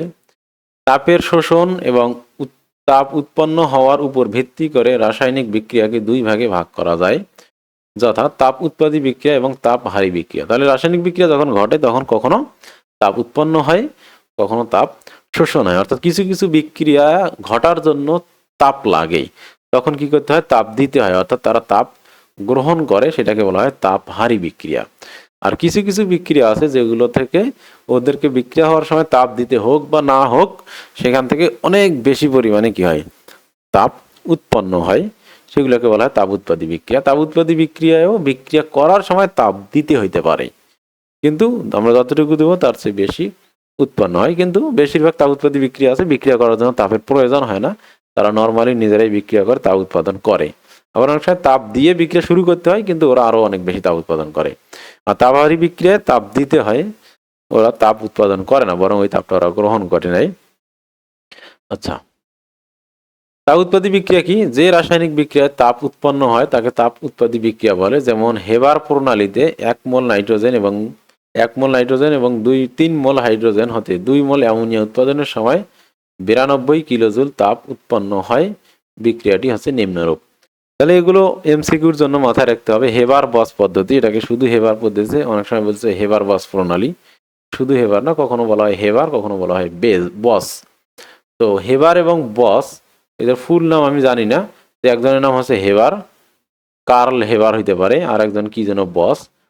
তো এই দুইজন মূলত এই বিক্রিয়াটাকে আবিষ্কার করছেন, এটা নিয়ে কাজ করছেন। অ্যামোনিয়া উৎপাদনের একটা ওরা মূলনীতি আবিষ্কার করেছিলেন। তো এইখানে নাইট্রোজেন এবং হাইড্রোজেন, 1 মোল নাইট্রোজেন 3 মোল হাইড্রোজেনের সাথে বিক্রিয়া করে 2 মোল অ্যামোনিয়া তৈরি হয়। তো এই বিক্রিয়ায় তাপ উৎপন্ন হয়। এই বিক্রিয়ায় কতজুল তাপ উৎপন্ন হয়, তাপটাকে বিক্রিয়ক হিসেবে দেখানো হচ্ছে। তাপ উৎপন্ন হয়, তাহলে কত হলো, 92 কিলোজুল তাপ এখানে উৎপন্ন হয়। ঠিক আছে, তো এটা একটা উভমুখী বিক্রিয়া। এটা একটা কি, উভমুখী বিক্রিয়া। এবং এই বিক্রিয়ার প্রভাবক হচ্ছে 200 থেকে 250 অ্যাটমসফিয়ার প্রেসার এবং 450 থেকে 550 ডিগ্রি সেন্টিগ্রেড তাপমাত্রা। এগুলো এমসিকিউতে আসে, প্রভাবক আসে। আবার আসল প্রভাবক হচ্ছে আয়রন। এখানে আয়রন প্রভাবক হিসেবে কাজ করে, আর চাপ এবং তাপমাত্রাও লাগে। এই তিনটাই হচ্ছে কি প্রভাবক। এই তিনটা না হলে বিক্রিয়া অত ভালোভাবে হবে না। ঠিক আছে, তো এখানে দেখো বিক্রিয়া হওয়ার জন্য কিন্তু 450 থেকে 455 ডিগ্রি সেন্টিগ্রেড তাপমাত্রা দিতে হচ্ছে। তো দেওয়ার পরে ওরা প্রথমে তাপ নিয়ে, তাপটা কেন দিতে হয়, এই তাপ দিয়ে আমরা জানি যে মেকানিজমটা হচ্ছে, যে আমরা বললাম যে কোনো যখন একটা বিক্রিয়া ঘটে, রাসায়নিক বিক্রিয়া, তখন কি হয়, এই অণুগুলো কি করতে হয়, আগে ভেঙে ফেলতে হয়। অণুগুলোকে আগে ভেঙে ফেলতে হয়, পরমাণুতে রূপান্তরিত হতে হয়। সেই পরমাণুগুলো নিজেদের সাথে যুক্ত হয়ে কি করে, এই অণুটা তৈরি করে। তাহলে এই তাপের কাজ হচ্ছে, আমরা জানি যে যে কোনো অণু, এদের মধ্যে কি আছে, সমযোজী বন্ধন আছে। তাহলে এই বন্ধনটা তো ভাঙতে হবে, তাই না? নাইট্রোজেন এবং নাইট্রোজেনের মধ্যে যে বন্ডিংটা আছে, এই বন্ডিংটা ভাঙতে হবে। তাহলে এই বন্ধন যখন ভাঙে তখন সেখানে শক্তি দিতে হয়। তাহলে ওখানে শক্তি, তাহলে এখানে ওই পরিমাণ শক্তি দিয়ে বন্ধনটা কি করতে হবে, ভেঙে ফেলতে হবে। তাহলে বন্ধন ভাঙার জন্য মূলত কি হয়, এই শক্তিগুলো কাজে লাগে। এই বন্ধনটা ভাঙার জন্য কি করে, শক্তিগুলো কাজে লাগে। পরবর্তীতে যখন এই বন্ধন আবার যখন নতুন বন্ধন তৈরি হয়, NH3, 3টা হাইড্রোজেন যখন এর সাথে যুক্ত হয়, তখন এখান থেকে আবার কি হয়, যখন বন্ধন তৈরি হয় তখন এখান থেকে আবার শক্তি কি হয়ে যায়, বের হয়ে যায়। শক্তি কি হয়ে যায়, তাপ শক্তি হিসেবে বের হয়ে যায়। তখন দেখা যায় এদের বন্ধন ভাঙ্গার জন্য যে পরিমাণ শক্তি প্রয়োজন ছিল, এই অ্যামোনিয়া বন্ধন গঠন করার জন্য তার চেয়ে বেশি পরিমাণ শক্তি কি হয়ে যায়, বের হয়ে যায়। অর্থাৎ এখানে বন্ধন শক্তিটা বেশি। অর্থাৎ যে বন্ধন শক্তি বেশি, সেই বন্ধন হলে ওই পরিমাণ শক্তি বের হয়ে যায়। ঠিক আছে, মনে করো যে বিষয়টা হয়তো বুঝলে না। অক্সিজেন এবং অক্সিজেনের মনে করো এই দুজনের বন্ধন শক্তি হচ্ছে উদাহরণ হিসাবে 100 কিলোজুল। উদাহরণ হিসাবে, অ্যাজ ফর এক্সাম্পল তাহলে যখন দুইটা অক্সিজেন নিজেদের সাথে যুক্ত হবে, ডাবল বন্ডিং কেন দিলাম, তখন এখানে ওদের যোজনী 2, তখন কি হবে 100 কিলোজুল তাপ এখান থেকে বের হয়ে যাবে, 100 কিলোজুল তাপ এখান থেকে বের হয়ে যাবে। ঠিক আছে, আবার এই বন্ধনটা যদি আমাদেরকে ভাঙতে হয় তখন এখানে 100 কিলোজুল তাপ দিতে হবে, তখন এই 100 কিলোজুল তাপ এরা কি করবে, গ্রহণ করে নিজে আলাদা হয়ে যাবে। ঠিক আছে, তো এইখানে নাইট্রোজেন এবং অক্সিজেনের বন্ধন শক্তির চেয়ে অ্যামোনিয়ার বন্ধন শক্তিটা বেশি। এই জন্য নাইট্রোজেন এবং হাইড্রোজেন এর মধ্যে যে এদেরকে ভাঙ্গার জন্য যে শক্তি প্রয়োজন, এরা যে পরিমাণ শক্তি এখানে ধরে রেখেছে, যখন অ্যামোনিয়া তৈরি হবে অ্যামোনিয়ার অণুগুলোর বন্ধন শক্তি আরো বেশি। এই জন্য এখানে কি হবে, বেশি এই কতটুকু বেশি, 92 কিলোজুল পরিমাণ বেশি এদের বন্ধন শক্তির চেয়ে। এই জন্য 92 কিলোজুল শক্তি কি হবে, এক্সট্রা ভাবে বের হয়ে যাবে। অর্থাৎ বন্ধন গঠন করার সময় বন্ধন শক্তির সমপরিমাণ এনার্জি কি হয়ে যায়, বের হয়ে যায়। আর বন্ধন ভাঙ্গার সময় বন্ধন শক্তির সমপরিমাণ এনার্জি কি করতে হয়, দিতে হয়। ঠিক আছে, ওই জন্য আমরা বলতে পারি যদি কম বন্ধন শক্তি বিশিষ্ট দুটি পরমাণু যুক্ত হয়ে অধিক বন্ধন শক্তি বিশিষ্ট কোনো অণু তৈরি করে, সেখানে তাপ উৎপন্ন হবে। আর যদি অধিক, আবার মনে করো যে দুইটি পরমাণু আছে যাদের বন্ধন শক্তি কি বেশি, ওরা ভেঙে গিয়ে কম বন্ধন শক্তি বিশিষ্ট, মনে করো এক্স ওয়াই ভেঙে কি হবে, X2 আর Y2 তৈরি হবে উদাহরণ হিসাবে। ঠিক আছে, এখন এদের মধ্যে বন্ধন শক্তির পরিমাণ কি বেশি আর এদের বন্ধন শক্তির পরিমাণ কম, সেক্ষেত্রে কি হবে, একে ভাঙ্গার জন্য মনে করো 100 জুল তাপ দিতে হবে, কিন্তু এদের বন্ধন শক্তি মাত্র 20 আর 30, তখন এইটা যখন ভাঙ্গার জন্য তখন 100 জুল তাপ দিতে হবে। আর এদের বন্ধন শক্তি 20 আর 30, এই জন্য যখন এই বন্ধনগুলো তৈরি হবে, যখন তৈরি হবে তখন এখান থেকে 20 জুল তাপ বের হবে আর এখান থেকে 30 জুল তাপ বের হয়ে যাবে। তাহলে আমরা দিলাম কত, 100 জুল, আর ওরা দিল 50 জুল, তার মানে 50 জুল তাপ এই পুরো বিক্রিয়ায় আমাদের কি হয়ে গেল, 50 জুল তাপ এক্সট্রা ভাবে দিতে হইলো, অর্থাৎ এই 50 জুল তাপ এদের দুইজনের মধ্যে রয়ে গেল। তো এটাকে বলা আছে তাপহারী বিক্রিয়া। তাহলে তাপহারী বিক্রিয়া এইভাবে তাপ গ্রহণ করে। তাহলে তাপ কি গ্রহণ হয়, বর্জন হয়, এটা সম্পর্কে একটা হালকা ধারণা দিলাম তোমাদের। ইন্টারমিডিয়েটে এগুলো নিয়ে বিস্তারিত আলোচনা আছে। এখানে আয়রন চূর্ণ প্রভাবক হিসেবে কাজ করে। তাহলে হেবারবাস প্রণালীতে অ্যামোনিয়া উৎপাদনে প্রভাবক হিসেবে কে কাজ করে, আয়রন চূর্ণ। এটা খুবই ইম্পর্টেন্ট একটা এমসিকিউ, এটা পরীক্ষায় আসতে পারে বা আসে। সমতাকৃত সমীকরণ অনুযায়ী একটি রাসায়নিক বিক্রিয়া সংঘটিত হতে তাপের যে পরিবর্তন হয় তাকে বিক্রিয়া তাপ বলে। ঠিক আছে, তাপের পরিবর্তনটাকে বলা হয় বিক্রিয়া তাপ। বিক্রিয়ার তাপকে ডেল্টা এইচ দ্বারা প্রকাশ করা হয়। বিক্রিয়া যে তাপ উৎপাদন হয় তাহলে ডেল্টা এইচ এর মান ঋণাত্মক হয়। কাজেই আমরা আগের বিক্রিয়াকে এভাবে লিখতে পারি যে নাইট্রোজেন প্লাস হাইড্রোজেন এরকম করে NH2। আর যখন আমরা বিক্রিয়া হিসাবে লিখব, যখন ডেল্টা এসকে কি হিসাবে লেখা হয়, বিক্রিয়ার মধ্যে লেখানো হবে, তখন কি হবে, এক্সট্রা ভাবে কি হবে, 92 কিলোজুল তাপ উৎপন্ন হবে। তো এই প্রসেসে লেখা যায়। ঠিক আছে, আবার যদি তাপ হারি হয় তখন ওটাকে কি করা হয়, তখন এই দিকে মনে করো যে তখন এই দিকে তাপটা যোগ করে দিতে হবে। ঠিক আছে, তখন তাপ প্রয়োজন হবে এখানে, মনে করো 92 জুল, মানে অ্যামোনিয়া যখন আবার কি হবে, ভাঙবে, তখন সেই 92 কিলোজুল তাপ গ্রহণ করে N2 আর H2 তৈরি হবে। ঠিক আছে, তাহলে এখানে অবশ্যই এখানে কি করতে হবে, সমতাকৃত করার পর 92 কিলোজুল হবে। ঠিক আছে, সমতাকৃত না হলে হবে না। তাহলে এটা ভেঙে যাবে, ভাঙ্গার জন্য 92 কিলোজুল তাপ এক্সট্রা হবে লাগবে। তার কারণ এখানে ভেঙে যে পরিমাণ শক্তি পাওয়া যাবে, এদের গঠনে সেই পরিমাণ, এদেরকে ভাঙ্গার জন্য যে পরিমাণ শক্তি দিতে হবে, এদের গঠনে সেই পরিমাণ শক্তি পাওয়া যাবে না। এই জন্য এবং ওইটার ডিফারেন্সটা হবে 92 জুল কিলোজুল, 92 কিলোজুল শক্তি এখানে এক্সট্রা ভাবে প্রয়োজন হবে। আচ্ছা, যাই হোক, তো আমরা তাপটাকে আমরা দুইভাবে দেখাইতে পারি। একটা তাপটাকে আমরা বিক্রিয়ক বা উৎপাদ হিসেবে দেখাইতে পারি। যখন উৎপাদ হবে তখন সে উৎপাদে প্লাস, যখন বিক্রিয়ক হবে তখন সে বিক্রিয়কে প্লাস। আর অথবা আমরা কি করতে পারি, কমা দিয়ে আলাদা করে এইভাবে লিখতে হয়, কিন্তু এটাই হচ্ছে স্ট্যান্ডার্ড নিয়ম, এইভাবেই দেখানো হয়। অর্থাৎ ডেল্টা এসটাকে আলাদা করে দেখানো হয়। তো আলাদা করে দেখানোর ক্ষেত্রে যদি তাপ উৎপন্ন হয় তাহলে সেটাকে মাইনাস কি হিসাবে দেখা হয়। মানে যখন আলাদা করে দেখানো হয় তখন আমরা জেনারেলি তাপটাকে বিক্রিয়ক হিসেবে কল্পনা করব। বিক্রিয়ক হিসেবে কল্পনা করব। তাহলে বিক্রিয়ক মানে তাপকে সবসময় যদি আমরা বিক্রিয়ক হিসেবে লিখি তাহলে তাপ উৎপাদী বিক্রিয়ায় কি হবে, এখান থেকে তাপ মাইনাস হয়ে যাবে, তাই না? যখন আমরা বিক্রিয়ক হিসেবে তাপটাকে দেখাবো তখন এই বিক্রিয়ায় কি হবে, 92 কিলোজুল তাপ বের হয়ে যাবে না এখান থেকে, তার মানে উৎপাদগুলো থেকে 92 কিলোজুল তাপ বের হয়ে অ্যামোনিয়া উৎপন্ন হবে। ঠিক আছে, এই জন্য এখানে মাইনাস দেওয়া হচ্ছে। আর তাপ হারি বিক্রিয়া কি করতে হচ্ছে, ওই বিক্রিয়ায় এক্সট্রা ভাবে কি 92 কিলোজুল তাপ যোগ করতে হচ্ছে। তখন ডেল্টা এইচ এর মান কি হবে, ডেল এইচ এর মান হবে 92, তখন পজিটিভ হবে। বুঝতে পারছো? যখন ডেল্টা এইচ কে আমরা বিক্রিয়ার অংশ হিসাবে লিখব তখন উৎপাদন হইলে উৎপাদের সাথে লিখব, আর গ্রহণ হলে তার সাথে লিখব বিক্রিয়কের সাথে বিক্রিয়ক হিসাবে লিখব। আর যখন আমরা ডেল্টা এইচ কে আলাদা করে লিখব তখন আমরা ডেল্টা এইচ কে সবসময় বিক্রিয়ক মনে করে লিখব। তাহলে যদি বিক্রিয়ক মনে করে লিখি তাহলে তোমার তাপ উৎপাদী বিক্রিয়ায় সে কি হিসাবে থাকবে, নেগেটিভ হিসাবে থাকবে। তার কারণ ওই তাপটা সে কি করতেছে, বের করে দিচ্ছে। হাইড্রোজেন এবং নাইট্রোজেন থেকে এই পরিমাণ তাপ কি আছে, মাইনাস হয়ে যাচ্ছে। ঠিক আছে, তাই না? বিক্রিয়ক থেকে এই তাপ বের হয়ে যাচ্ছে, এই জন্য উৎপাদের সাথে যোগ হয়ে যাচ্ছে, এই জন্য মাইনাস।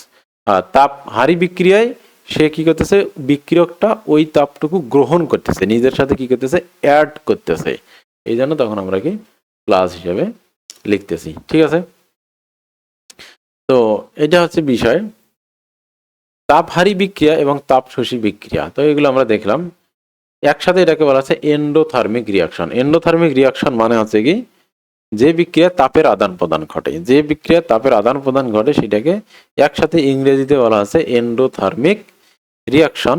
বাংলায় এই দুইটা জিনিসকে একসাথে বোঝানোর জন্য কোনো শব্দ নাই। বাংলা ডিকশনারি অনেক বেশি তোমার অপ্রতুল এখানে শব্দ, সব শব্দের, বিশেষ করে সায়েন্স এবং টেকনোলজির ক্ষেত্রে তো বাংলা ডিকশনারিতে কোনো শব্দই নেই।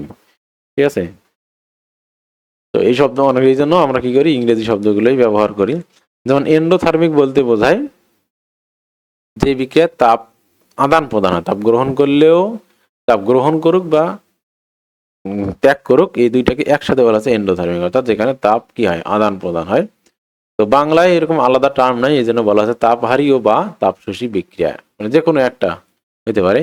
তাহলে তাপহারী বা তাপশোষী বিক্রিয়া বা এন্ডোথার্মিক বিক্রিয়া কাকে বলবো, যে বিক্রিয়া তাপের আদান প্রদান হয়, যে রাসায়নিক বিক্রিয়া তাপ শক্তির শোষণ ঘটে সেই বিক্রিয়াকে তাপহারী বা তাপশোষী বিক্রিয়া বলে।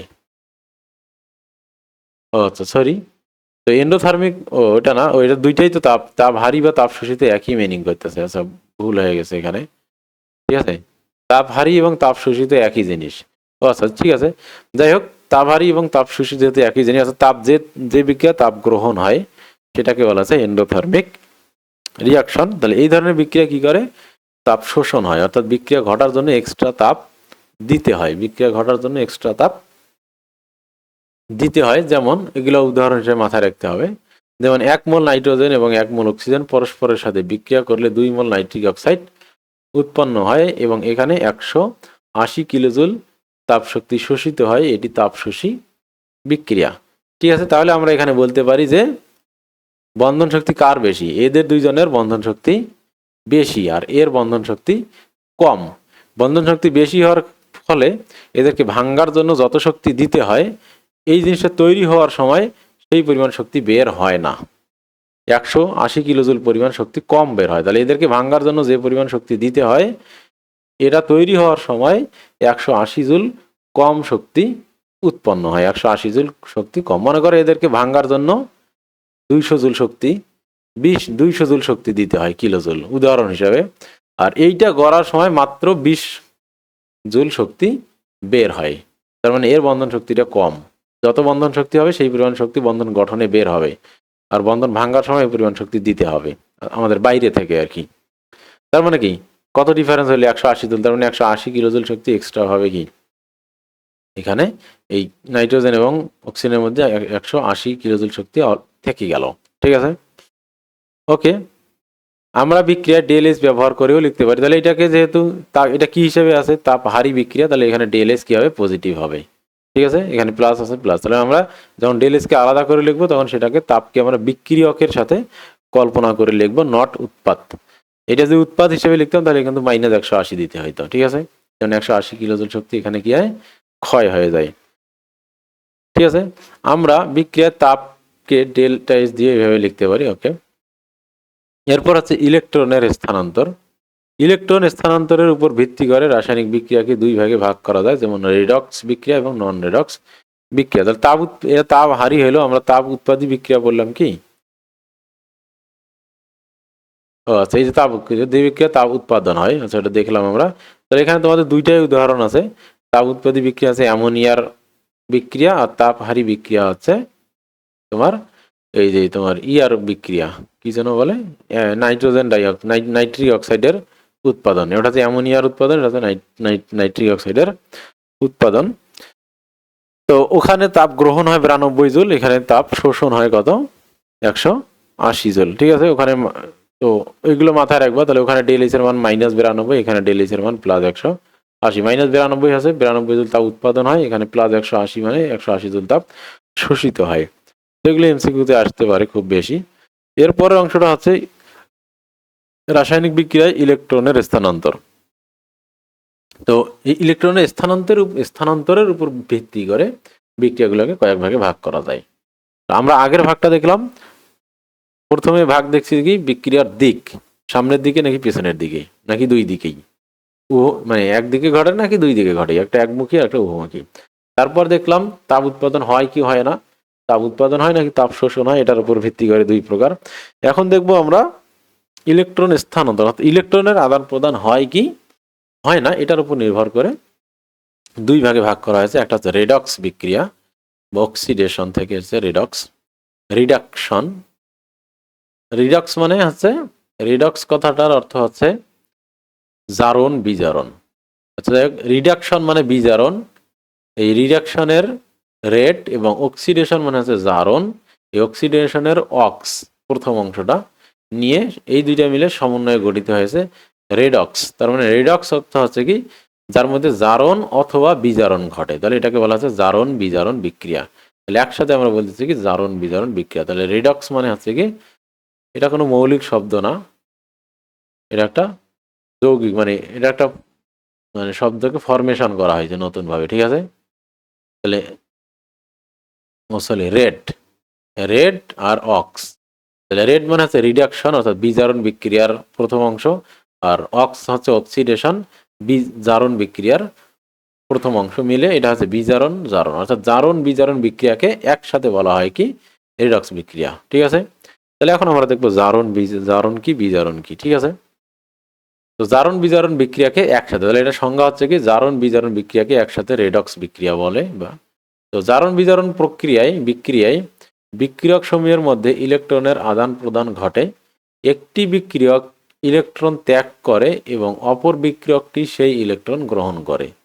তাহলে ইলেকট্রন এখানে আদান প্রদান, অর্থাৎ আয়নিক বন্ধনের ক্ষেত্রে যেটা হয় জেনারেলি, একজন ইলেকট্রন দিয়ে দেয়, একজন ইলেকট্রন নিয়ে নেয়। তো এইরকম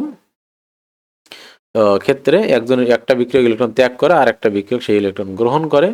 সুতরাং জারণ বিজারণ বিক্রিয়ায় দুটি অর্ধাংশে বিভক্ত থাকে। তাহলে জারণ বিজারণ বিক্রিয়ায় দুইটা অংশ থাকে, আমি দেখিয়েছিলাম এর আগের অধ্যায়ে, যে একটা অংশ কি করে ইলেকট্রন গ্রহণ করে আর একটা অংশ ইলেকট্রন ত্যাগ করে। যেমন সোডিয়াম কি করে, এখানে সোডিয়াম আয়নে পরিণত হয় আর একটা ইলেকট্রন ত্যাগ করে। আর ক্লোরিন কি করে, সেই একটা ইলেকট্রনকে গ্রহণ করে ক্লোরাইড আয়নে পরিণত হয়। তাহলে এইটাকে বলা হচ্ছে একটা অর্ধ বিক্রিয়া, মানে অর্ধাংশ, আর এটা হচ্ছে আর একটা অর্ধাংশ। ঠিক আছে, সাধারণত যে অর্ধাংশে ইলেকট্রন ত্যাগ করা হয়, তাহলে এখানে ত্যাগ হয়েছে, তাহলে এটাকে বলা হয় জারণ অর্ধাংশ। আর যে অংশে ইলেকট্রন গ্রহণ করা হয় এটাকে বলা হয় বিজারণ অর্ধাংশ। ঠিক আছে, তাহলে এক অর্ধাংশে বিক্রিয়ক ইলেকট্রন ত্যাগ করে যাকে বলা হয় জারণ অর্ধবিক্রিয়া, অপর অর্ধাংশে একটি বিক্রিয়ক ইলেকট্রন গ্রহণ করে যাকে বলা হয় বিজারণ অর্ধবিক্রিয়া। বুঝতে পারছো? তাহলে এখানে জারণ বিজারণ সবসময় একসাথেই ঘটে, আলাদাভাবে ঘটে না। উল্লেখ্য যে জারণ বিজারণ বিক্রিয়ায় যে বিক্রিয়কটি ইলেকট্রন ত্যাগ করে তাকে বিজারক বলে, এবং যে বিক্রিয়কটি ইলেকট্রন গ্রহণ করে তাকে জারক বলে। তাহলে এখানেই মূলত কি শব্দের যে টার্মিনোলজি অর্থাৎ নাউন, প্রোনাউন, অ্যাডজেক্টিভ এই জিনিসগুলো যারা বুঝতে পারো তারা কি এই জিনিসগুলো সহজে ধরতে পারবা। জারণ মানে ইলেকট্রন গ্রহণ করা, জারণ মানে ইলেকট্রন ত্যাগ করা। এখন এই যে সোডিয়ামের জারণ ঘটেছে, যে সোডিয়ামের কি ঘটেছে, জারণ ঘটেছে, এটা হচ্ছে কি একটা ভার্ব, এটা একটা কি ভার্ব। সোডিয়ামের জারণ ঘটেছে, কি ঘটেছে সেক্ষেত্রে নাউনও বলতে পারি। তো সোডিয়ামের জারণ ঘটেছে, এই সোডিয়ামের যে জারণ ঘটলো, সোডিয়ামের জারণ কি একা একা ঘটতে পারতো? আমরা জানি যে ইলেকট্রন নেওয়ার মতো কেউ না থাকলে সে ইলেকট্রন দিতে পারে না। তো এখানে ক্লোরিন ইলেকট্রন নেওয়ার মতো আছে, তাই সোডিয়াম ইলেকট্রন দিতে পারছে। তার মানে সোডিয়ামের জারণ ঘটিয়েছে, বা এটাকে তখন আবার বলে জারিত হওয়া। অর্থাৎ সোডিয়ামের মধ্যে যখন জারণ ঘটেছে, তখন সোডিয়াম কি হয়েছে আমরা বলবো সোডিয়াম জারিত হয়েছে। এই যে এটা কি জারিত হওয়া, জারিত হয়েছে, এটা একটা কি তার বিশেষণ। তাহলে সে কেমন হইল, সে জারিত হইল। অর্থাৎ যার জারণ ঘটে তাকে আমরা বলি জারিত হওয়া। ঠিক আছে। তো এই যে সোডিয়াম জারিত হইল বা সোডিয়ামের জারণ ঘটলো, কে ঘটাইলো, কে ঘটতে সাহায্য করলো? ক্লোরিন যদি ইলেকট্রন না নিত তাহলে ও কিন্তু জারণ ঘটতে পারতো না বা সে জারিত হইতে পারতো না। তাহলে এই জন্য সোডিয়ামের জারণটা ঘটাইলো কে বা সোডিয়ামকে জারিত করলো কে? ক্লোরিন। এই জন্য এর নাম হচ্ছে জারক, অর্থাৎ যে এই কাজটা করালো, মানে এই হচ্ছে অনুঘটক। আমরা বলি না একটা ঘটনা কি ঘটে, ঘটিত হয়, আর যে ঘটায় সে হচ্ছে কি ঘটক। বিয়ে যে দেয় সে হচ্ছে কি ঘটক। ঠিক আছে। তাহলে একটা ঘটনা যে ঘটায় সে হচ্ছে ঘটক। তাহলে সোডিয়ামের এখানে জারণ ঘটলো, এই জন্য আমরা বলছি সোডিয়াম জারিত হইল। আর এই সোডিয়ামকে কে জারিত করলো? ক্লোরিন জারিত করলো, এই জন্য সে হচ্ছে জারক, সে হচ্ছে কি জারক। আবার উল্টা দিকে ক্লোরিন ইলেকট্রন গ্রহণ করে ক্লোরিনের বিজারণ হলো, তাহলে আমরা বলতে পারি ক্লোরিন কি হইল?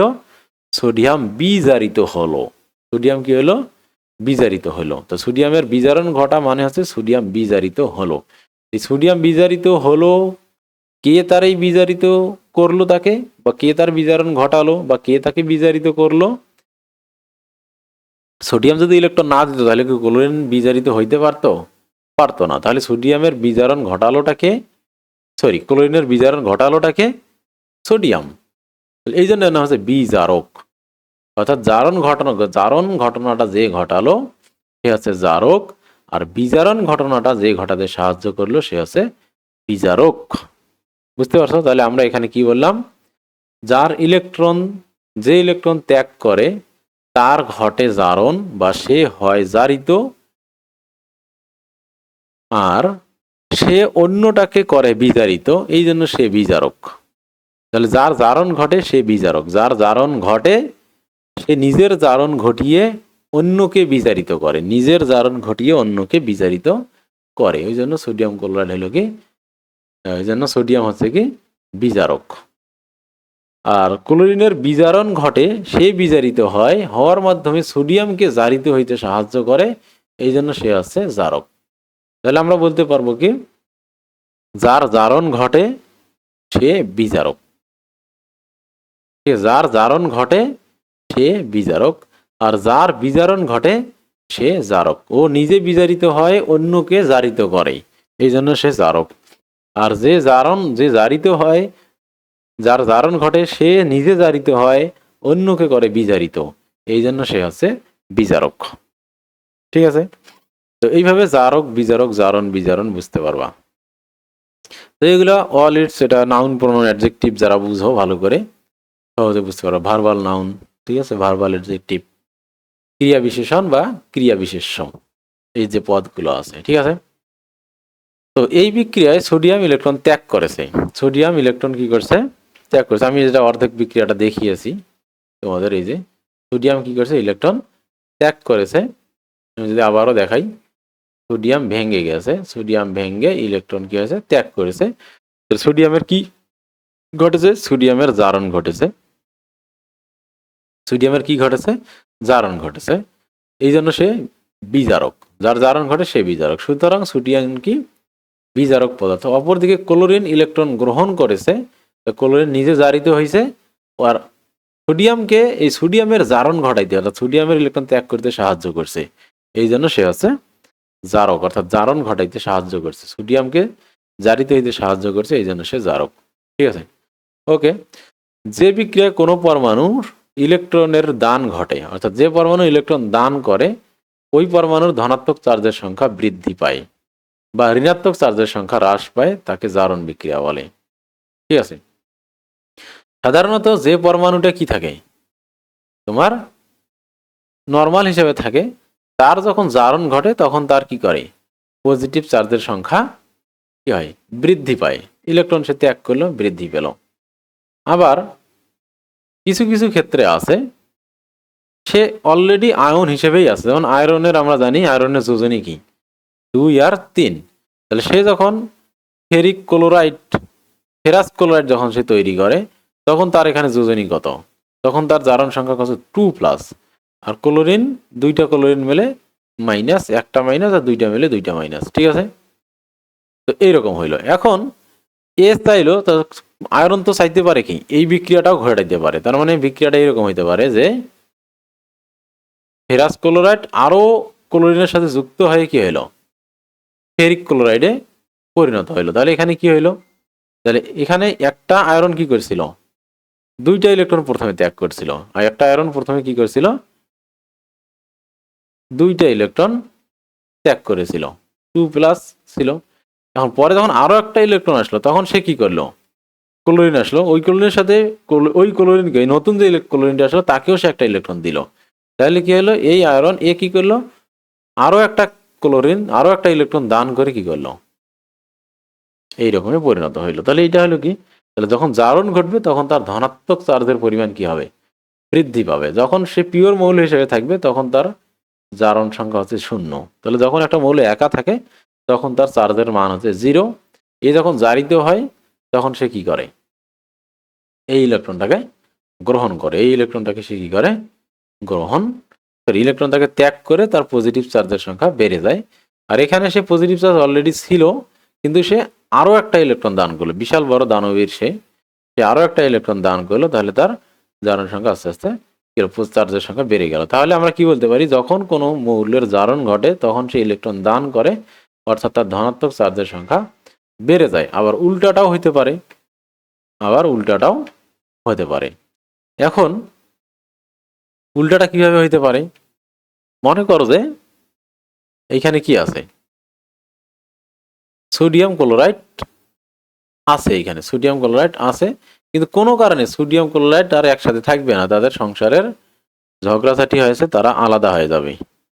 তাহলে কি হবে, তাহলে সোডিয়াম বলবে সোডিয়াম ক্লোরিনকে বলবে তুমি আমার একটা ইলেকট্রন নিয়েছো, যা নিয়েছো তা ফেরত দাও।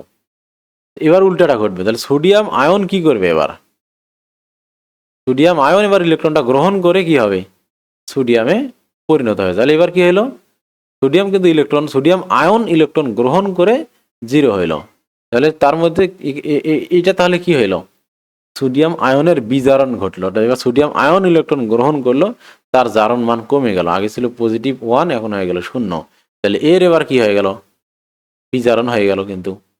ঠিক আছে, আচ্ছা এটা উদ্দেশ্য ছিল না, উদ্দেশ্য ছিল পরেরটা। তাহলে ক্লোরিন দেখো এখানে ক্লোরিনের জারণ, ক্লোরিনের তো বিজারণ ঘটে এটা আমরা সবাই জানি, কিন্তু ক্লোরিনের কি হইতে পারে ক্লোরাইড আয়নটার এখানে কি হইতে পারে, দেখো কি আছে ক্লোরাইড আয়ন বলতেছে সোডিয়ামকে আমি তোমার কাছে একটা ইলেকট্রন নিলাম, তোমার সাথে আর থাকবো না, তোমার ইলেকট্রন তোমাকে কি করলাম ফেরত দিয়ে দিলাম, তোমার ইলেকট্রন তুমি তোমার কাছে রাখো। তাহলে সে কি করবে এই ইলেকট্রনটাকে এবার ত্যাগ করবে, ত্যাগ করে কি হবে ক্লোরিন গ্যাসে পরিণত হবে। যদিও ইলেকট্রন এই দিকে দিতে হয় তাহলে আমরা এই দিকেই দেই। তাহলে ক্লোরাইড আয়ন কি করবে ক্লোরিন আয়নে উৎপন্ন হয় এই ইলেকট্রনকে ছেড়ে দিবে, এই ইলেকট্রন সোডিয়াম আয়নের কাছে চলে যাবে, গিয়ে সে কি হবে এটা তৈরি করবে।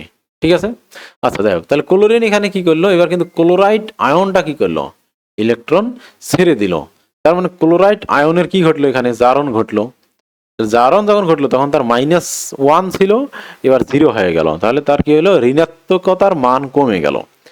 জারণ মানে শুধু ধনাত্মক চার্জের বৃদ্ধি বিষয়টা তাও না, যখন একটা ঋণাত্মক চার্জ বিশিষ্ট কণা কি করে, ইলেকট্রন তো আগে কোনোভাবে সে নিয়েছে, এখন সে বলতেছে না আমি এই বন্ধনের মধ্যে থাকতে চাই না, আমার এসব প্যারা ভালো লাগছে না, আমি কি করবো, আমার আগের মতো ফিরে যাবো। তাহলে তোমার ইলেকট্রন তুমি কি করো, নিয়ে নাও। সেক্ষেত্রে তার ঋণাত্মক চার্জের পরিমাণ কি হবে, কমে যাবে। অর্থাৎ যেহেতু ইলেকট্রন সে ত্যাগ করে দিল, সে আর ঋণই থাকলো না। তাহলে জারণে দুইটাই ঘটতে পারে। তাহলে জারণে শুধুমাত্র ধনাত্মক চার্জের পরিমাণ বাড়বে তাও না, ঋণাত্মক চার্জের পরিমাণ কমে যাওয়াটাও জারণ। ঠিক আছে, যার উদাহরণ আমি দিলাম যে ক্লোরিন আর সংসার করবে না, সে তার যা কিছু নিচে সব ফেরত দিয়ে দিবে। ঠিক আছে, তাহলে জারণের দুইটা অর্থ। তাহলে জারণের কয়টা অর্থ, দুইটা। একটা হচ্ছে ধনাত্মক চার্জের পরিমাণ বাড়ে, এইটা পরে এগুলো চেক করতে হয় যে বিক্রিয়া জারণ ঘটছে নাকি বিজারণ ঘটছে। তখন এই যে চার্জের পরিমাণ হিসাব করে মূলত বোঝা যায় যে জারণ ঘটছে না বিজারণ ঘটছে। তাহলে ধনাত্মক চার্জের পরিমাণ যদি বাড়ে তাহলে জারণ ঘটবে, অথবা ঋণাত্মক চার্জের পরিমাণ যদি কমে যায়, ঋণাত্মক চার্জের পরিমাণ যদি কমে যায় তাহলেও সেটাকে আমরা বলবো জারণ বিক্রিয়া। বুঝতে পারছো? ওকে। এই যে এরপর যে বিক্রিয়ায় ইলেকট্রনের গ্রহণ ঘটে, যে বিক্রিয়ায় কোনো পরমাণু ইলেকট্রনের গ্রহণ ঘটে, অর্থাৎ ওই পরমাণুর ধনাত্মক চার্জের পরিমাণ কমে যায় এবং ঋণাত্মক চার্জের পরিমাণ বৃদ্ধি পায়, সেটাকে বিজারণ বলে। যেটা ওইখানে আমি বুঝালাম যে আমরা তো ইলেকট্রন জারণ বলতে ইলেকট্রনের বিজারণ, বিজারণ বলতে ইলেকট্রন গ্রহণ, এটা আমরা বুঝি। যেমন সোডিয়াম এবং ক্লোরিনের যখন বিক্রিয়া ঘটতেছে তখন কি হচ্ছে, সেখানে বিজারণ ঘটতেছে, ক্লোরিন ইলেকট্রন গ্রহণ করতেছে। যেমন ক্লোরিন ইলেকট্রন গ্রহণ করে ক্লোরাইড আয়ন তৈরি হলো, অর্থাৎ দেখো ঋণাত্মক চার্জের পরিমাণ বৃদ্ধি পেল। এটা 0 ছিল আর -1 হলো, তাহলে ঋণাত্মক চার্জের পরিমাণ কি হলো, বৃদ্ধি পেল। ঋণাত্মক চার্জের পরিমাণ কি হলো, এই যে বাড়লো। এটা আমরা বুঝি সবাই। কিন্তু ধনাত্মক চার্জের পরিমাণ হ্রাস পাওয়া মানে কি, ওই যে ওখানে যে উল্টাটা দেখলাম, যে বিক্রিয়া আগে কোনোভাবে হয়ে গেছে, এবার সোডিয়াম আর ক্লোরাইডের মধ্যে ঝগড়া, তারা একসাথে থাকবে না। সে তখন এই যে সোডিয়ামের ক্লোরাইড আয়ন যে ইলেকট্রন তাকে নিয়েছিল সোডিয়ামের কাছ থেকে, ক্লোরাইড আয়ন সেই ইলেকট্রনটাকে তাকে আবার কি করবে, ফেরত দিবে। ফেরত দিয়ে সোডিয়ামে কি হবে, পরিণত হবে। অথবা এরকম হইতে পারে যে আয়রন ফেরিক ক্লোরাইড ভেঙে গিয়ে কি হবে, ফেরাস ক্লোরাইড এবং ক্লোরিন উৎপন্ন হবে। তাহলে এখানে কি হবে, তিনটা ক্লোরিনের মধ্যে দুইটা ক্লোরিন আয়রনের সাথে থাকবে, আর একটা ক্লোরিন বলতেছে না ভাই আমি তোমার সাথে আর থাকবো না, আমি বের হয়ে যাব। ঠিক আছে, তাহলে কি করবে, তাহলে 3 নম্বর ক্লোরিন যে তার একটা, এটাকে যদি এইভাবে দেখাই তোমাদেরকে, যে আয়রন কি ছিল, 3+ ছিল, আর 3টা ক্লোরিন কি ছিল, মাইনাস, এই ক্লোরাইড আয়ন হিসেবে থাকছিল। কিন্তু ওরা এই জিনিসে এখন একটা ক্লোরিন বলতেছে, দুইটা ক্লোরিন ওর সাথে থাকবে, কিন্তু একটা ক্লোরিন বলতেছে, একটা ক্লোরাইড বলতেছে আমি আর তোমার সাথে থাকবো না, আমার যে ইলেকট্রন তুমি নিছো সেইটা আমাকে ফেরত দাও।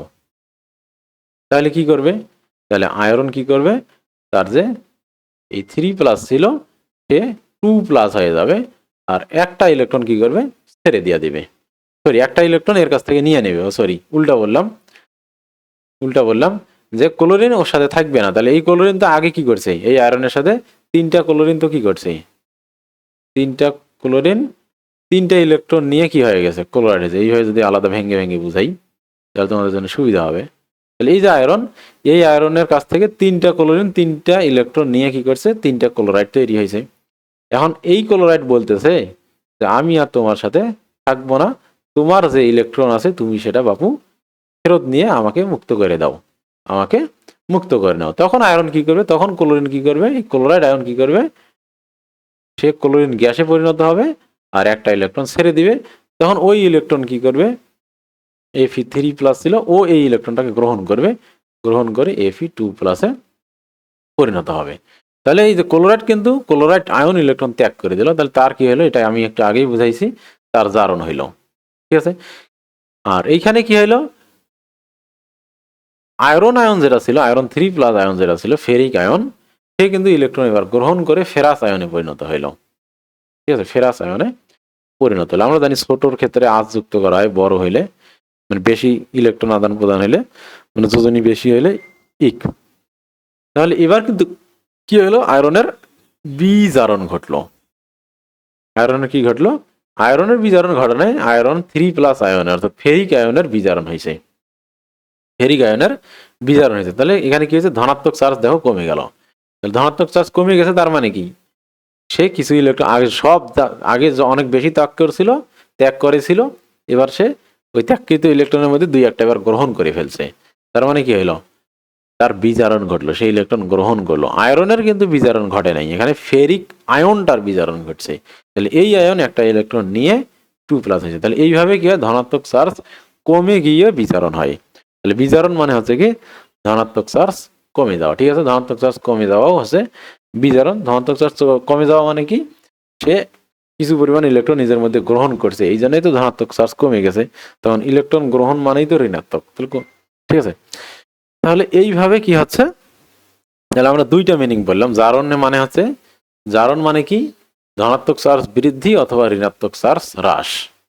আর বিজারণ মানে কি ঋণাত্মক চার্জ বৃদ্ধি অথবা ধনাত্মক চার্জ হ্রাস, মানে উল্টাটা। ঠিক আছে, তো এরপর আছে জারণ সংখ্যা। জিনিসটা কি, যে কোনো অণু বা যৌগমূলকের মধ্যে অবস্থিত পরমাণুগুলোর কোনো একটি ইলেকট্রন ছেড়ে দেয় আর কি, কোনো ছেড়ে দেয়, আবার কোনোটি ইলেকট্রন গ্রহণ করার প্রবণতা দেখায়। এই যে এইটাই, তাহলে কোনো অণু বা যৌগমূলকের মধ্যে অবস্থিত পরমাণুগুলোর কোনোটি ইলেকট্রন ছেড়ে দেওয়ার প্রবণতা দেখায়, আবার কোনোটি ইলেকট্রন গ্রহণ করার প্রবণতা দেখায়। কেউ ইলেকট্রন গ্রহণ করতে চায়, কেউ ইলেকট্রন ত্যাগ করতে চায়। অণু বা যৌগমূলকগুলোর মধ্যে অবস্থিত কোনো পরমাণুর ইলেকট্রন ছাড়ার প্রবণতাকে ধনাত্মক চিহ্নযুক্ত একটি সংখ্যা দিয়ে, আর কোনো পরমাণুর ইলেকট্রন গ্রহণ করার প্রবণতাকে ঋণাত্মক চিহ্নযুক্ত সংখ্যা দিয়ে প্রকাশ করা হয়। অণু বা যৌগমূলকের মধ্যে অবস্থিত কোনো পরমাণুর এই ধনাত্মক বা ঋণাত্মক চিহ্নযুক্ত সংখ্যাকেই তার জারণ সংখ্যা বা অক্সিডেশন নাম্বার বলে। অর্থাৎ একটা মৌল বিক্রিয়ায় অংশগ্রহণ করলে সে কি পরিমাণ ইলেকট্রন গ্রহণ করবে বা কি পরিমাণ ইলেকট্রন ত্যাগ করবে, সেটাই আছে তার কি জারণ সংখ্যা। মানে এখনো বিক্রিয়া অংশগ্রহণ করে নাই, তার মানে ওটা তার প্রবণতা হিসেবে আছে। আর যখন বিক্রিয়া অংশগ্রহণ করবে তখন সে ওই পরিমাণ ইলেকট্রন গ্রহণ বা ত্যাগ করবে। তাহলে এইটাকেই বলা হচ্ছে ওই মৌলগুলোর বা ওই যৌগমূলকগুলোর জারণ সংখ্যা বা জারণ নাম্বার। যদি ইলেকট্রন সে ত্যাগ করতে চায় তখন তার জারণ নাম্বারটা হবে পজিটিভ, বা ত্যাগ যদি করে। আর ইলেকট্রন যদি সে গ্রহণ করে বা গ্রহণ করতে চায় তখন তার জারণ নাম্বারটা হবে নেগেটিভ। ঠিক আছে, তো এরপর দেখো একক পরমাণু যেমন সোডিয়াম, ম্যাগনেসিয়াম, আয়রন ইত্যাদিতে সংশ্লিষ্ট পরমাণুসমূহের জারণ সংখ্যা 0 ধরা হয়। আবার একই পরমাণু দিয়ে গঠিত H2, O2, N2, Cl2, B, bromine 2 এগুলো সংশ্লিষ্ট পরমাণুসমূহের জারণ সংখ্যা 0 ধরা হয়। তাহলে জারণ সংখ্যা 0 মানে হচ্ছে কি, যে যখন কোনো একটা মৌল বিক্রিয়ায় অংশগ্রহণ করবে না, তার মানে সে তো এখনো সে কি করে নাই, ইলেকট্রন গ্রহণও করে নাই, ইলেকট্রন ত্যাগও করে নাই, এই জন্য তাদের জারণ সংখ্যা 0 ধরা হবে। তাহলে যে মৌলগুলো এখনো বিক্রিয়ায় অংশগ্রহণ করে নাই, একা একা আছে, তাদের জারণ সংখ্যা হচ্ছে 0। তার কারণ হচ্ছে এখানে এখনো কি হয় নাই, সোডিয়াম 11টা প্রোটন এবং 11টা কি, সোডিয়ামের ভিতরে 11টা প্রোটন আছে আর বাইরে 11টা ইলেকট্রন আছে, তার মানে কি সমান সমান আছে। এখনো সেই ইলেকট্রন আদান প্রদান করে না। ইলেকট্রন যদি ছেড়ে দিত তখন না একটা প্রোটন বেড়ে গিয়ে পজিটিভ হইতো, ইলেকট্রন যখন বাইরে থেকে গ্রহণ করতো তখন না একটা ইলেকট্রন বেড়ে গিয়ে নেগেটিভ হইতো। তো ওরা তো এখনো ওইরকম কিছুই করে নাই। ঠিক আছে, এই জন্য এদের জারণ মান কি 0। আবার যখন একই পরমাণু দিয়ে কিছু তৈরি হবে যেমন H2, তাহলে এখানে কি আছে, দুইটাই তো হাইড্রোজেন, তাহলে একটা প্রোটন, তাহলে একটা হাইড্রোজেনের একটা প্রোটন একটা ইলেকট্রন, আর একটা হাইড্রোজেনের একটা প্রোটন একটা ইলেকট্রন, তার মানে এখানেও কি হয় নাই, এখনো ইলেকট্রনের আদান প্রদান হয় নাই। তার মানে এগুলোও কি, এদেরও জারণ সংখ্যা কি 0 হিসেবেই আছে। মানে চার্জ সংখ্যা, জারণ মূলত মেনলি চার্জ সংখ্যা হিসাব করা হয়।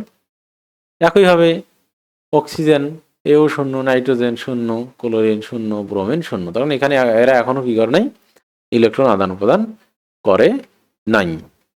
ঠিক আছে, কিন্তু যখন এরা বিক্রিয়ায় অংশগ্রহণ করে ফেলবে, যেমন সালফিউরাস অক্সাইড, না সরি ফেরাস অক্সাইড, এটা তখন আয়রন, এখানে আয়রনের যোজনী 2 হিসেবে ব্যবহার হয়েছে। তখন আমরা জানি সালফেট আয়নের যোজনী কত, সালফেট আয়নের যোজনী হচ্ছে 2।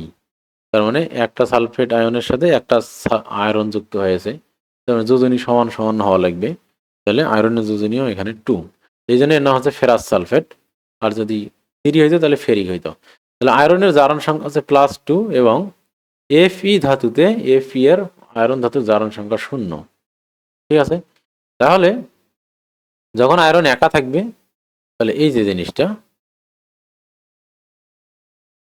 তাহলে এখানে এর জারণ সংখ্যা কি 0, আর এর জারণ সংখ্যা তো -2 আছেই। এই যখন এখানে কি করছে, সে গ্রহণ করে ফেলছে, তাহলে কি করছে, এই দুইটা ইলেকট্রন একে দিছে, এবার 2+ হয়েছে, আর এ কি করছে, দুইটা ইলেকট্রন গ্রহণ করছে, গ্রহণ করে কি হয়েছে, 2- হয়েছে। ঠিক আছে, তো এইভাবে কি হয় তোমার বিক্রিয়াগুলো হয়। তাহলে এখানে এর জারণ মান 0 আর এখানে জারণ মান কি +2। এখন তোমরা বলতে পারো এ তো মাইনাস ছিল, তাহলে এই দুইটা ইলেকট্রন নিয়ে তো 0 হওয়ার কথা না। আসলে এ -2 ছিল না, মানে এই দুইটা ইলেকট্রন, এই -2 দিয়ে বলতে বোঝায় যে সালফার এবং অক্সিজেন মিলে যে যৌগমূলকটা তৈরি হয়েছে, সে দুইটা ইলেকট্রন গ্রহণ করার প্রবণতা রাখে। এখানে প্রবণতা বুঝাইছে, দুইটা ইলেকট্রন গ্রহণ করার প্রবণতা রাখে, এটা দিয়ে এটা বুঝাইছে। এখনো দুইটা ইলেকট্রন সে গ্রহণ করে নাই, সে এখন আয়রনের কাছ থেকে দুইটা ইলেকট্রন গ্রহণ করে ফাইনালি কার আশাটা কি করছে, পূরণ করছে, তার প্রবণতাটাকে পূরণ করছে। বুঝতে পারছো? তাহলে যৌগমূলকের যে উপরে 1, 2, -1, +1 এগুলো দেওয়া হয়, এগুলো দিয়ে তারা ইলেকট্রন অলরেডি গ্রহণ করছে এটা বোঝায় না, তারা একটা ইলেকট্রন গ্রহণের প্রবণতা রাখে বা প্রবণতা ছেড়ে দেওয়ার প্রবণতা রাখে বা গ্রহণ করার প্রবণতা রাখে, এই জিনিসটা কি বোঝানো হয়। বুঝতে পারছো? যৌগমূলকের ক্ষেত্রে প্লাস গুলোর এটাই হচ্ছে মিনিং। এরপর হচ্ছে একটা মৌলের মধ্যে জারণ সংখ্যা নির্ণয় করব আমরা একটা অণুর মধ্যে।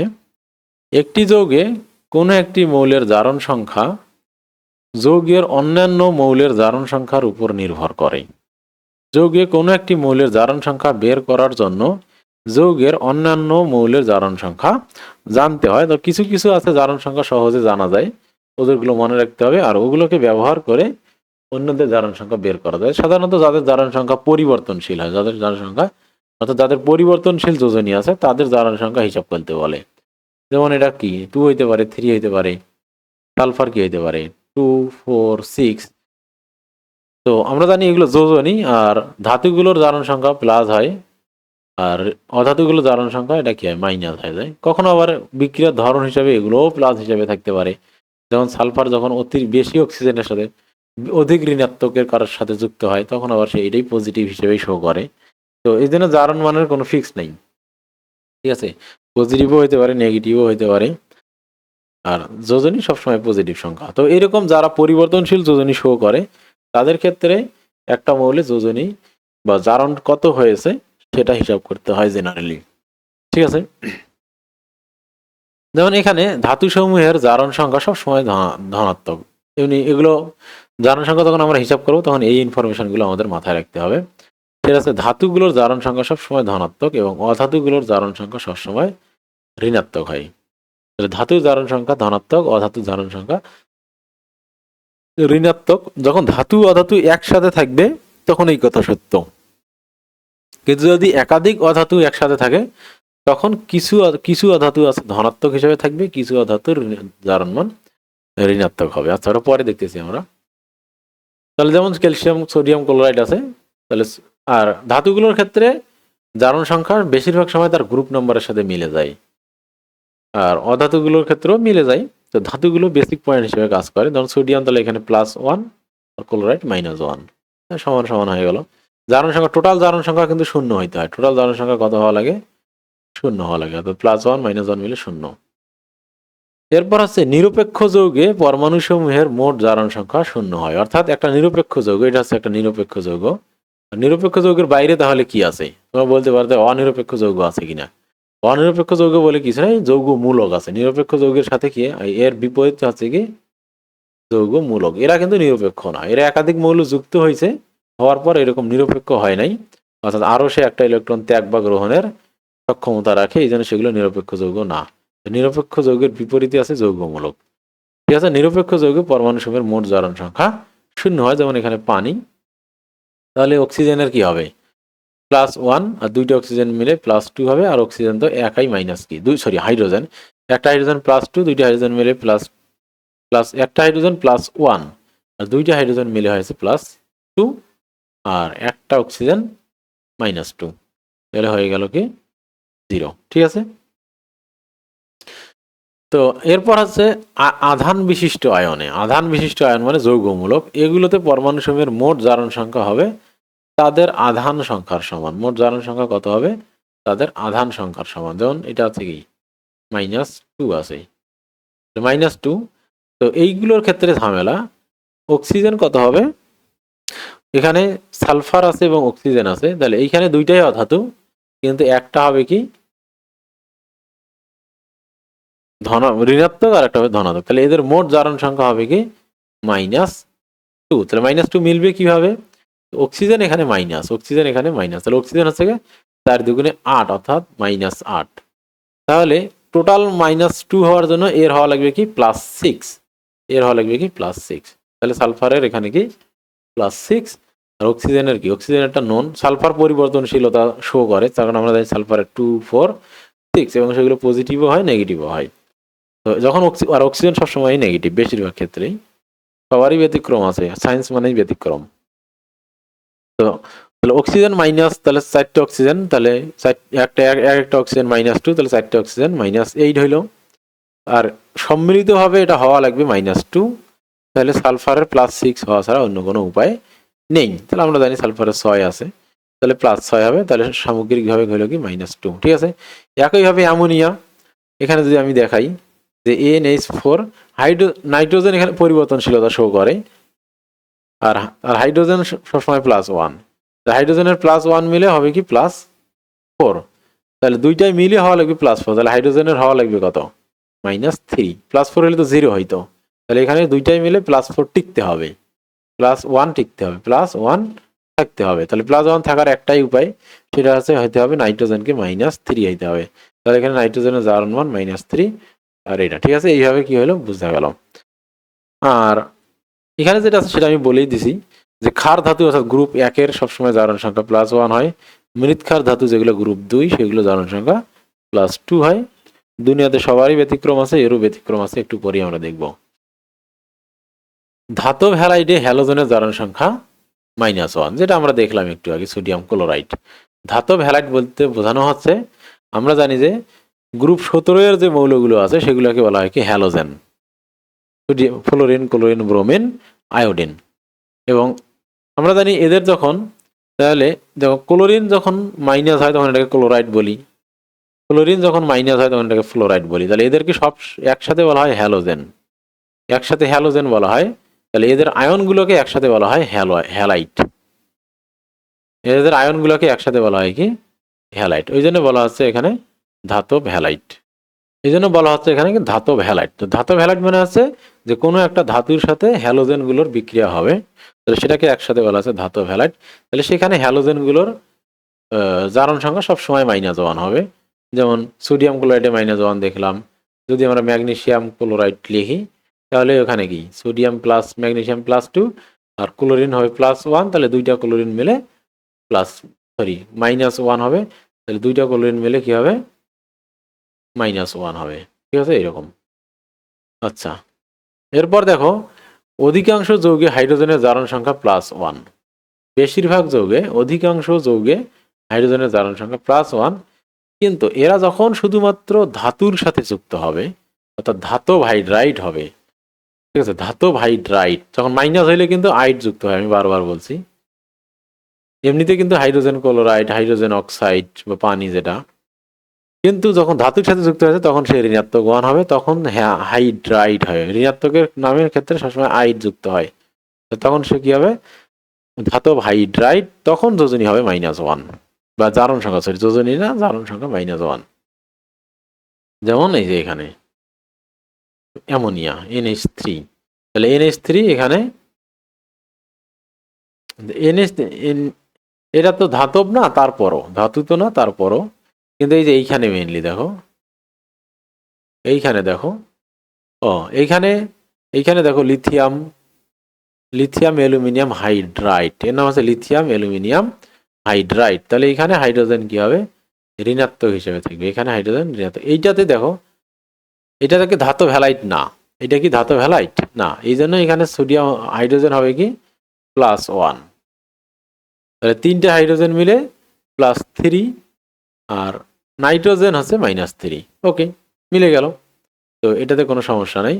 যখন এই যে লিথিয়াম অ্যালুমিনিয়াম হাইড্রাইড তৈরি হলো, ঠিক আছে, এইটা যখন তৈরি হলো তখন এখানে লিথিয়ামের কি +1, অ্যালুমিনিয়ামের কি +3, তাহলে মোট হইল +4।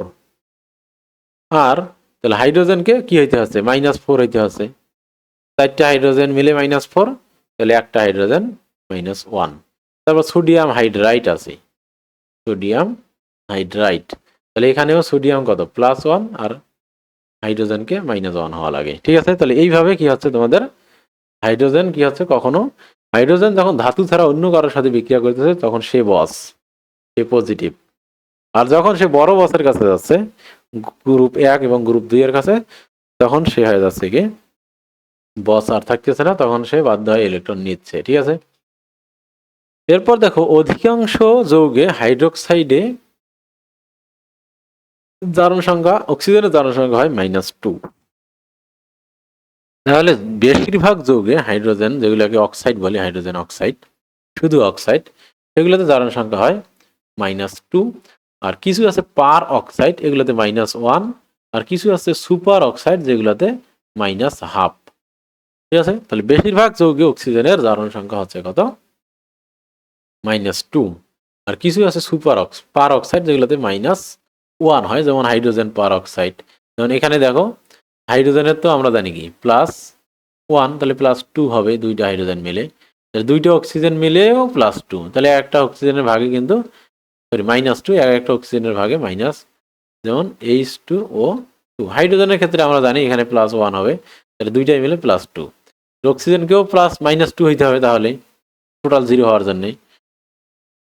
তো তাহলে একটা অক্সিজেনের ভাগে কত পড়তে চাই -1 পড়তে চাই, তাহলে এই হলো অক্সিজেন কি এখানে, এটাকে পার অক্সাইড বলতে চাই, ঠিক আছে। আবার সুপার অক্সাইড, তাহলে Na2-, তাহলে এখানে সোডিয়ামের ক্ষেত্রে আমরা জানি কি +1, তাহলে দুইটা অক্সিজেন মিলে +1 হওয়া লাগবে, তাহলে একটা অক্সিজেনের ভাগ -1 হওয়া লাগবে, তাহলে একটা অক্সিজেনের ভাগ্যে -1/2 পড়তে চাই, তাহলে এগুলোকে বলা আছে সুপার অক্সাইড, অর্থাৎ sodium super oxide, potassium super oxide.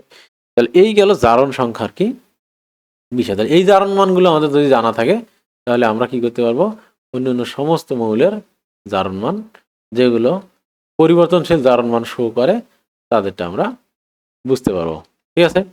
তাহলে আমরা কি বুঝলাম, এটাকে যদি একটুখানি আমরা রিপিট করি, তাহলে ধাতুর জারণ সংখ্যা গ্রুপ 1 এবং 2 এর জারণ সংখ্যা সবসময় +1 আর +2।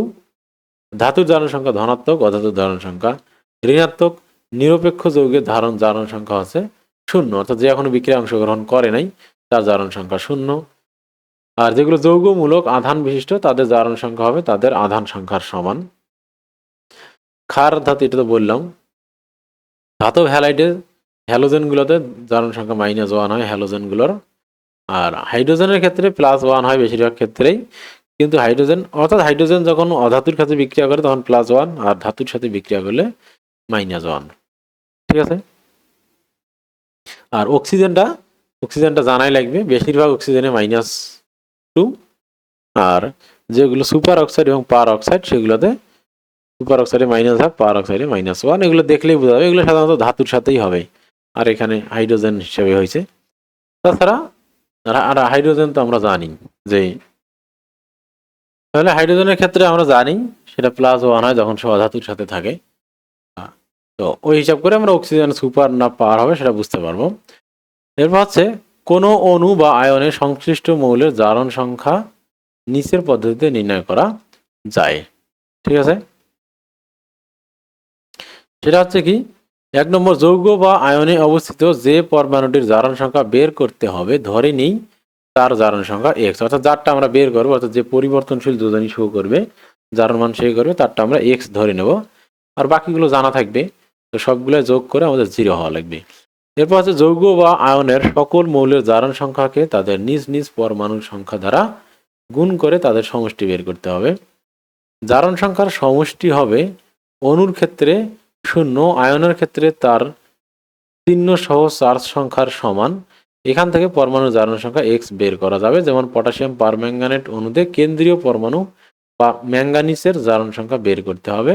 মনে করি ম্যাঙ্গানিসের জারণ সংখ্যা x, ঠিক আছে। আর ইয়াটা হচ্ছে এরকম, পটাশিয়াম পারম্যাঙ্গানেট AmNO4। তাহলে আমরা ম্যাঙ্গানিজে বের করবো, আমাদের জানা আছে কার পটাশিয়াম, তাহলে পটাশিয়ামের জারণ মান কত +1, আর পটাশিয়াম আছে কয়টি, একটি আছে, এই জন্য +1 × 1।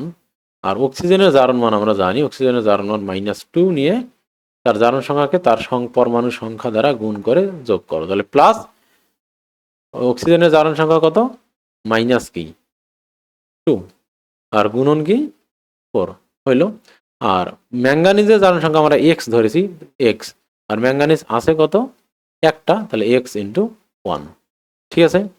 তাহলে এখানে এখানে আমরা সবসময় পজিটিভ লিখবো, যেটা জানি না হিসাব করে এটা পজিটিভও আসতে পারে নেগেটিভও আসতে পারে, যেটা জানি না সেটা আমরা সবসময় পজিটিভ আকারেই লিখবো, আর যেটা জানি সেটা তো পজিটিভ, আর অক্সিজেনটা জানি মাইনাস, হলে মাইনাস, আর তাই সেক্ষেত্রে আমাদের এক্স এর মান অটোমেটিক পজিটিভ হলে পজিটিভ, নেগেটিভ হলে নেগেটিভ আসবে। ঠিক আছে। তাহলে এখানে আমরা হিসাব করলে বুঝতে পারবো এখানে +1, অথবা আমরা এইভাবেও হিসাব করতে পারি, এখানে -8 আর এখানে +1, তাহলে সমান হওয়ার জন্য এখানে লাগবে +7। এই যে হয়ে গেল মুখোমুখি হিসাব, বুঝতে পারছো? এখানে -8 এখানে +1, তাহলে শূন্য হওয়ার জন্য এখানে লাগে +7, তাহলে ম্যাঙ্গানিজ +7। ওকে, তাহলে ম্যাঙ্গানিজের জারণ মান হচ্ছে +7। ঠিক আছে, এইভাবে বের করতে পারবো আমরা, ইকুয়েশন আকারেও করতে পারবো, আবার নর্মালি মুখোমুখিও করতে পারবো। এখানে কথার কথা যদি কি হইতো ম্যাঙ্গানিজ 2 থাকতো, যদি এই যৌগে ম্যাঙ্গানিজ 2 থাকা পসিবল না, কথার কথা 2 আছে, তাহলে কি হবে বলো তো? তাহলে তাহলে ম্যাঙ্গানিজের হওয়া লাগবে +7, কিন্তু ম্যাঙ্গানিজ আছে 2টা, তাহলে একজনের ভাগে পড়বে কত 3.5, এই যে এইভাবে, তাহলে 3.557। ঠিক আছে। অথবা এটাকে যদি আচ্ছা, ম্যাঙ্গানিজ পটাশিয়াম ডাইক্রোমেটের একটা উদাহরণ আমি তোমাদেরকে দেখাই। পটাশিয়াম ডাইক্রোমেট এর আমরা কি করব, K2Cr2O7, এইরকম। এটার ক্ষেত্রে আমরা ক্রোমিয়ামের কি করব, বের করবো। তাহলে এখানে আলটিমেটলি টোটাল হবে, তাহলে আমরা পটাশিয়ামে জানি +1 গুণন কি 2, আর ক্রোমিয়ামেরটা আমরা জানি না, এটাকে আমরা x ধরলাম, ক্রোমিয়াম আছে কয়টা 2টা, তাহলে 2 প্লাস অক্সিজেনের ক্ষেত্রে আমরা জানি -2, অক্সিজেনের -2 আর গুণন কি 7 সমান 0। তাহলে এখানে 2 + 2x মাইনাস কত হবে 7 দ্বিগুণে 14, টোটাল 0 হওয়া লাগবে। তাহলে 2x সমান হবে কত, এখানে -14, 2 থেকে -14 থেকে 2 বাদ দিলে -12, এদিকে গেলে +12, তাহলে 2 দিয়ে ভাগলে x এর সমান হচ্ছে 6। ঠিক আছে, তাহলে এইভাবে আমরা করতে পারলাম। তাহলে x এর মান হবে কি +6, এখানে মাইনাসের মতো লাগতেছে। ওকে, তাহলে এখানে আমরা মুখে মুখে করতে পারবো। অক্সিজেন কত হবে -14, 7 দুগুণে 14, আর পটাশিয়াম +1, তাহলে +2। তাহলে ক্রোমিয়ামের জন্য লাগবে আমাদের কত 0 হওয়ার জন্য, এখানে -14 আছে, এখানে +2 আছে, তাহলে আমাদের লাগবে কি +12 লাগবে টোটাল। তাহলে 2টা ক্রোমিয়াম আছে, তাহলে একজনের ভাগে পাচ্ছে কত +6। ওকে, এই তো হয়ে গেল। এরপর দেখো হাইড্রোজেন, যেটা হচ্ছে সালফিউরিক অ্যাসিড, হাইড্রোজেন সালফেট যেটাকে বলি আমরা। এখানে সালফারের জারণ মান নির্ণয় করো। তাহলে হাইড্রোজেনে আছে +1 গুণন, হাইড্রোজেন আছে 2টি, তাহলে 2, আর সালফার যেটা বের করব সেটাকে আমরা x ধরছি, x আছে, s আছে কয়টা, ও একটা, তাহলে এখানে আর কিছুই লেখার দরকার নেই, গুণ করার দরকার নেই। আর অক্সিজেন কত -2 গুণন 4, তাহলে সব কিছু মিলে হলো কত 6। আমরা এইভাবে করতে পারি, অক্সিজেন এখানে কত -8, 4 দুগুণে 8, আর হাইড্রোজেন আছে কত +1 আর 2টা হাইড্রোজেন, তাহলে +2। তাহলে এখানে 0 হওয়ার জন্য লাগবে কত +6 লাগবে 0 হওয়ার জন্য। ঠিক আছে, তাহলে একটাই সালফার আছে, তাহলে ও 6, তাহলে সে আছে কি 6 হবে। যদি 2টা থাকতো তাহলে কি হইতো, হাইড্রোজেন এইটা থাকে H2S2O, H এরকম হবে না আর কি, আছে একটা যৌগ H2O থাকে, তো আপাতত এটা নাই। এরপর নিম্নলিখিত যৌগগুলো লাল জারণ সংখ্যা বের করো। আমি তো এটা দেখাইলাম অলরেডি তোমাদের। ঠিক আছে, তো আমরা যদি আস্তে আস্তে করি, এখানে আমি মুখে মুখে করাই দিচ্ছি সবগুলোই। এখানে দেখো অক্সিজেনের কত -8, অক্সিজেনের কত -8, একটা অক্সিজেন -2, 4টা অক্সিজেন -8 হবে 4 দুগুণে। আর কপার আমরা জানি, কপারের ক্ষেত্রে আমরা জানি কপারের যোজনী কত +1, কপার হবে কত +1, যদিও কপারের পরিবর্তনশীল যোজনী আছে, 1ও হয় 2ও হয়। ঠিক আছে, তাহলে এইখানে কত হবে কপারের এখানে 2 হবে আর কি, কপারের এখানে কত হবে 2 ধরে নিতে হবে, ঠিক আছে। কপারের +2 কেন ধরবো আমরা, তো এটা সরাসরি বোঝা যাচ্ছে না, তখন আমরা জানি সালফেট একটা কি, এখানে সালফেট একটা আয়ন, সালফেট একটা কি আয়ন, SO4, সালফেট আয়নের জারণ মান আমরা জানি -2, তাহলে কপার অবশ্যই কি এখানে +2 হিসেবেই আছে, ঠিক আছে, কপার এখানে +2 হিসেবেই আছে, নইলে মিলতো না, তাহলে +2, তাহলে সালফেট কত হচ্ছে, তাহলে -2, তাহলে +6 হওয়া লাগবে, ঠিক আছে, এখানে কত হওয়া লাগবে +6 হওয়া লাগবে। অথবা আমি প্রথমে যেটা শেখাইলাম, শুধু আমরা সালফেটকে চিনি, তাহলে কপার সালফেট, তাহলে SO4 2 মাইনাস, তাহলে এখানে হচ্ছে কি -8, তাহলে টোটাল হিসাব করে এখানে 0 না, টোটাল হিসাব করে হতে -2 হইতে হবে, তাহলে সালফারের ভাগ্যে +6 ছাড়া কিছুই নাই, তাহলে +6 হইলে +6 আর -8 মিলে -2 হবে, বুঝতে পারছো। তো নইলে এখানে কনফিউশন হয়ে যাবে যে কপার +1 হিসেবে থাকবে নাকি -1 হিসেবে থাকবে, বুঝতে পারছো। তো এই গেল বিষয়। এরপর দেখো হাইড্রোজেন, এটা দেখি আমরা নাইট, এই যে এইটা দেখি আমরা, ঠিক আছে, তাহলে এই যোগে কত হবে, তাহলে এখানে অক্সিজেন আছে, দেখো অক্সিজেন কত -2, আর 3টে অক্সিজেন আছে, তাহলে -6 হবে, 3 2 6, আর হাইড্রোজেন আমরা জানি কত +1, একটাই হাইড্রোজেন আছে, তাহলে এখানে -6 আর এখানে -1, তাহলে দুইটাই মিলে কত হবে +5 যদি হয় তাহলেই এটা মিলে +6 হবে, এটা -6, ঠিক আছে, অর্থাৎ 0 হওয়ার জন্য যা করার তাই করতে হবে। অথবা নাইট্রেট, এখানে আমরা নাইট্রেটকে চিনি, NO3 এর জারণ মান হচ্ছে কত -1, -1 হওয়ার জন্য কি লাগবে, অক্সিজেন হচ্ছে কত +6, তো -1 হওয়ার জন্য এখানে নাইট্রোজেনকে হওয়া লাগবে +5, তাহলেই কি হবে -1 হবে, তো এখানে অক্সিজেন -6 হবে, অক্সিজেন হবে কত -6, তো এইভাবে আমরা করতে পারি। আবার এটা ইম্পর্টেন্ট, এটা দেখো H3PO4, এগুলো পরীক্ষায় আসার মতো, এটাকে আমি ভেঙে ভেঙে যদি করাই, তাহলে হাইড্রোজেন মনে করো 1 গুণন 3 প্লাস ফসফরাসের আমরা ধরি x প্লাস অক্সিজেন -2 গুণন কত 4, এটা ইকুয়াল টু 0 হওয়া লাগবে, তাহলে 3 প্লাস x মাইনাস কত 8, তাহলে x এর মান এটা সমান 0, তাহলে x সমান হবে কত -5, এদিকে গিয়ে হবে +5, ঠিক আছে, তাহলে ফসফরাস হচ্ছে কত +5। অথবা আমরা কিভাবে যেভাবে জেনারেলি যেরকম ভেঙে ভেঙে ভেঙে করতেছিলাম ইজিলি, ওইভাবে যদি করতে চাই, H3PO4, তাহলে এখানে অক্সিজেন হবে কত -8, হাইড্রোজেন +1, 3টে হাইড্রোজেন আছে, তাহলে +3 হবে, তাহলে এখানে -8 আর +3, তাহলে এখানে হওয়া লাগবে এখানে +5, এইভাবে। অথবা আমরা এইভাবে করতে পারি, PO4 একমাত্র যৌগমূলক যার যোজনী হচ্ছে কত 3, আর আয়ন সংখ্যা হচ্ছে -3, ঠিক আছে, PO4 -3, এটাকে -3 হওয়ার জন্য আমাদের কি করা লাগবে, অক্সিজেন হচ্ছে -8, তাই না, 4 × 8, আর ফসফরাস তাহলে সেই স্বাভাবিকভাবে কি হতে -3 থাকার জন্য, টোটাল -3 থাকার জন্য এখানে +5 হওয়া লাগবে, +5 যদি হয় তাহলে -8 আর +5 মিলে -3, ঠিক আছে, তাহলে এইভাবে কি এগুলো হবে। ম্যাঙ্গানিজ তো বোঝা যাচ্ছে, অক্সিজেন কত 4 × 8, তাহলে ম্যাঙ্গানিজ, অক্সিজেন মাইনাস কত 2 × 4, অক্সিজেন এখানে কত, অক্সিজেনের সবসময় -4, সুপার অক্সাইড এবং পার অক্সাইড বাদে, ঠিক আছে, তাহলে দুইটা অক্সিজেন মিলে কত হবে, দুইটা অক্সিজেন মিলে হবে -4, তাহলে একটা ম্যাঙ্গানিজ +4, তো এইভাবে হলো। সোডিয়াম থায়োসালফেট, সোডিয়াম থায়োসালফেট কিভাবে হবে,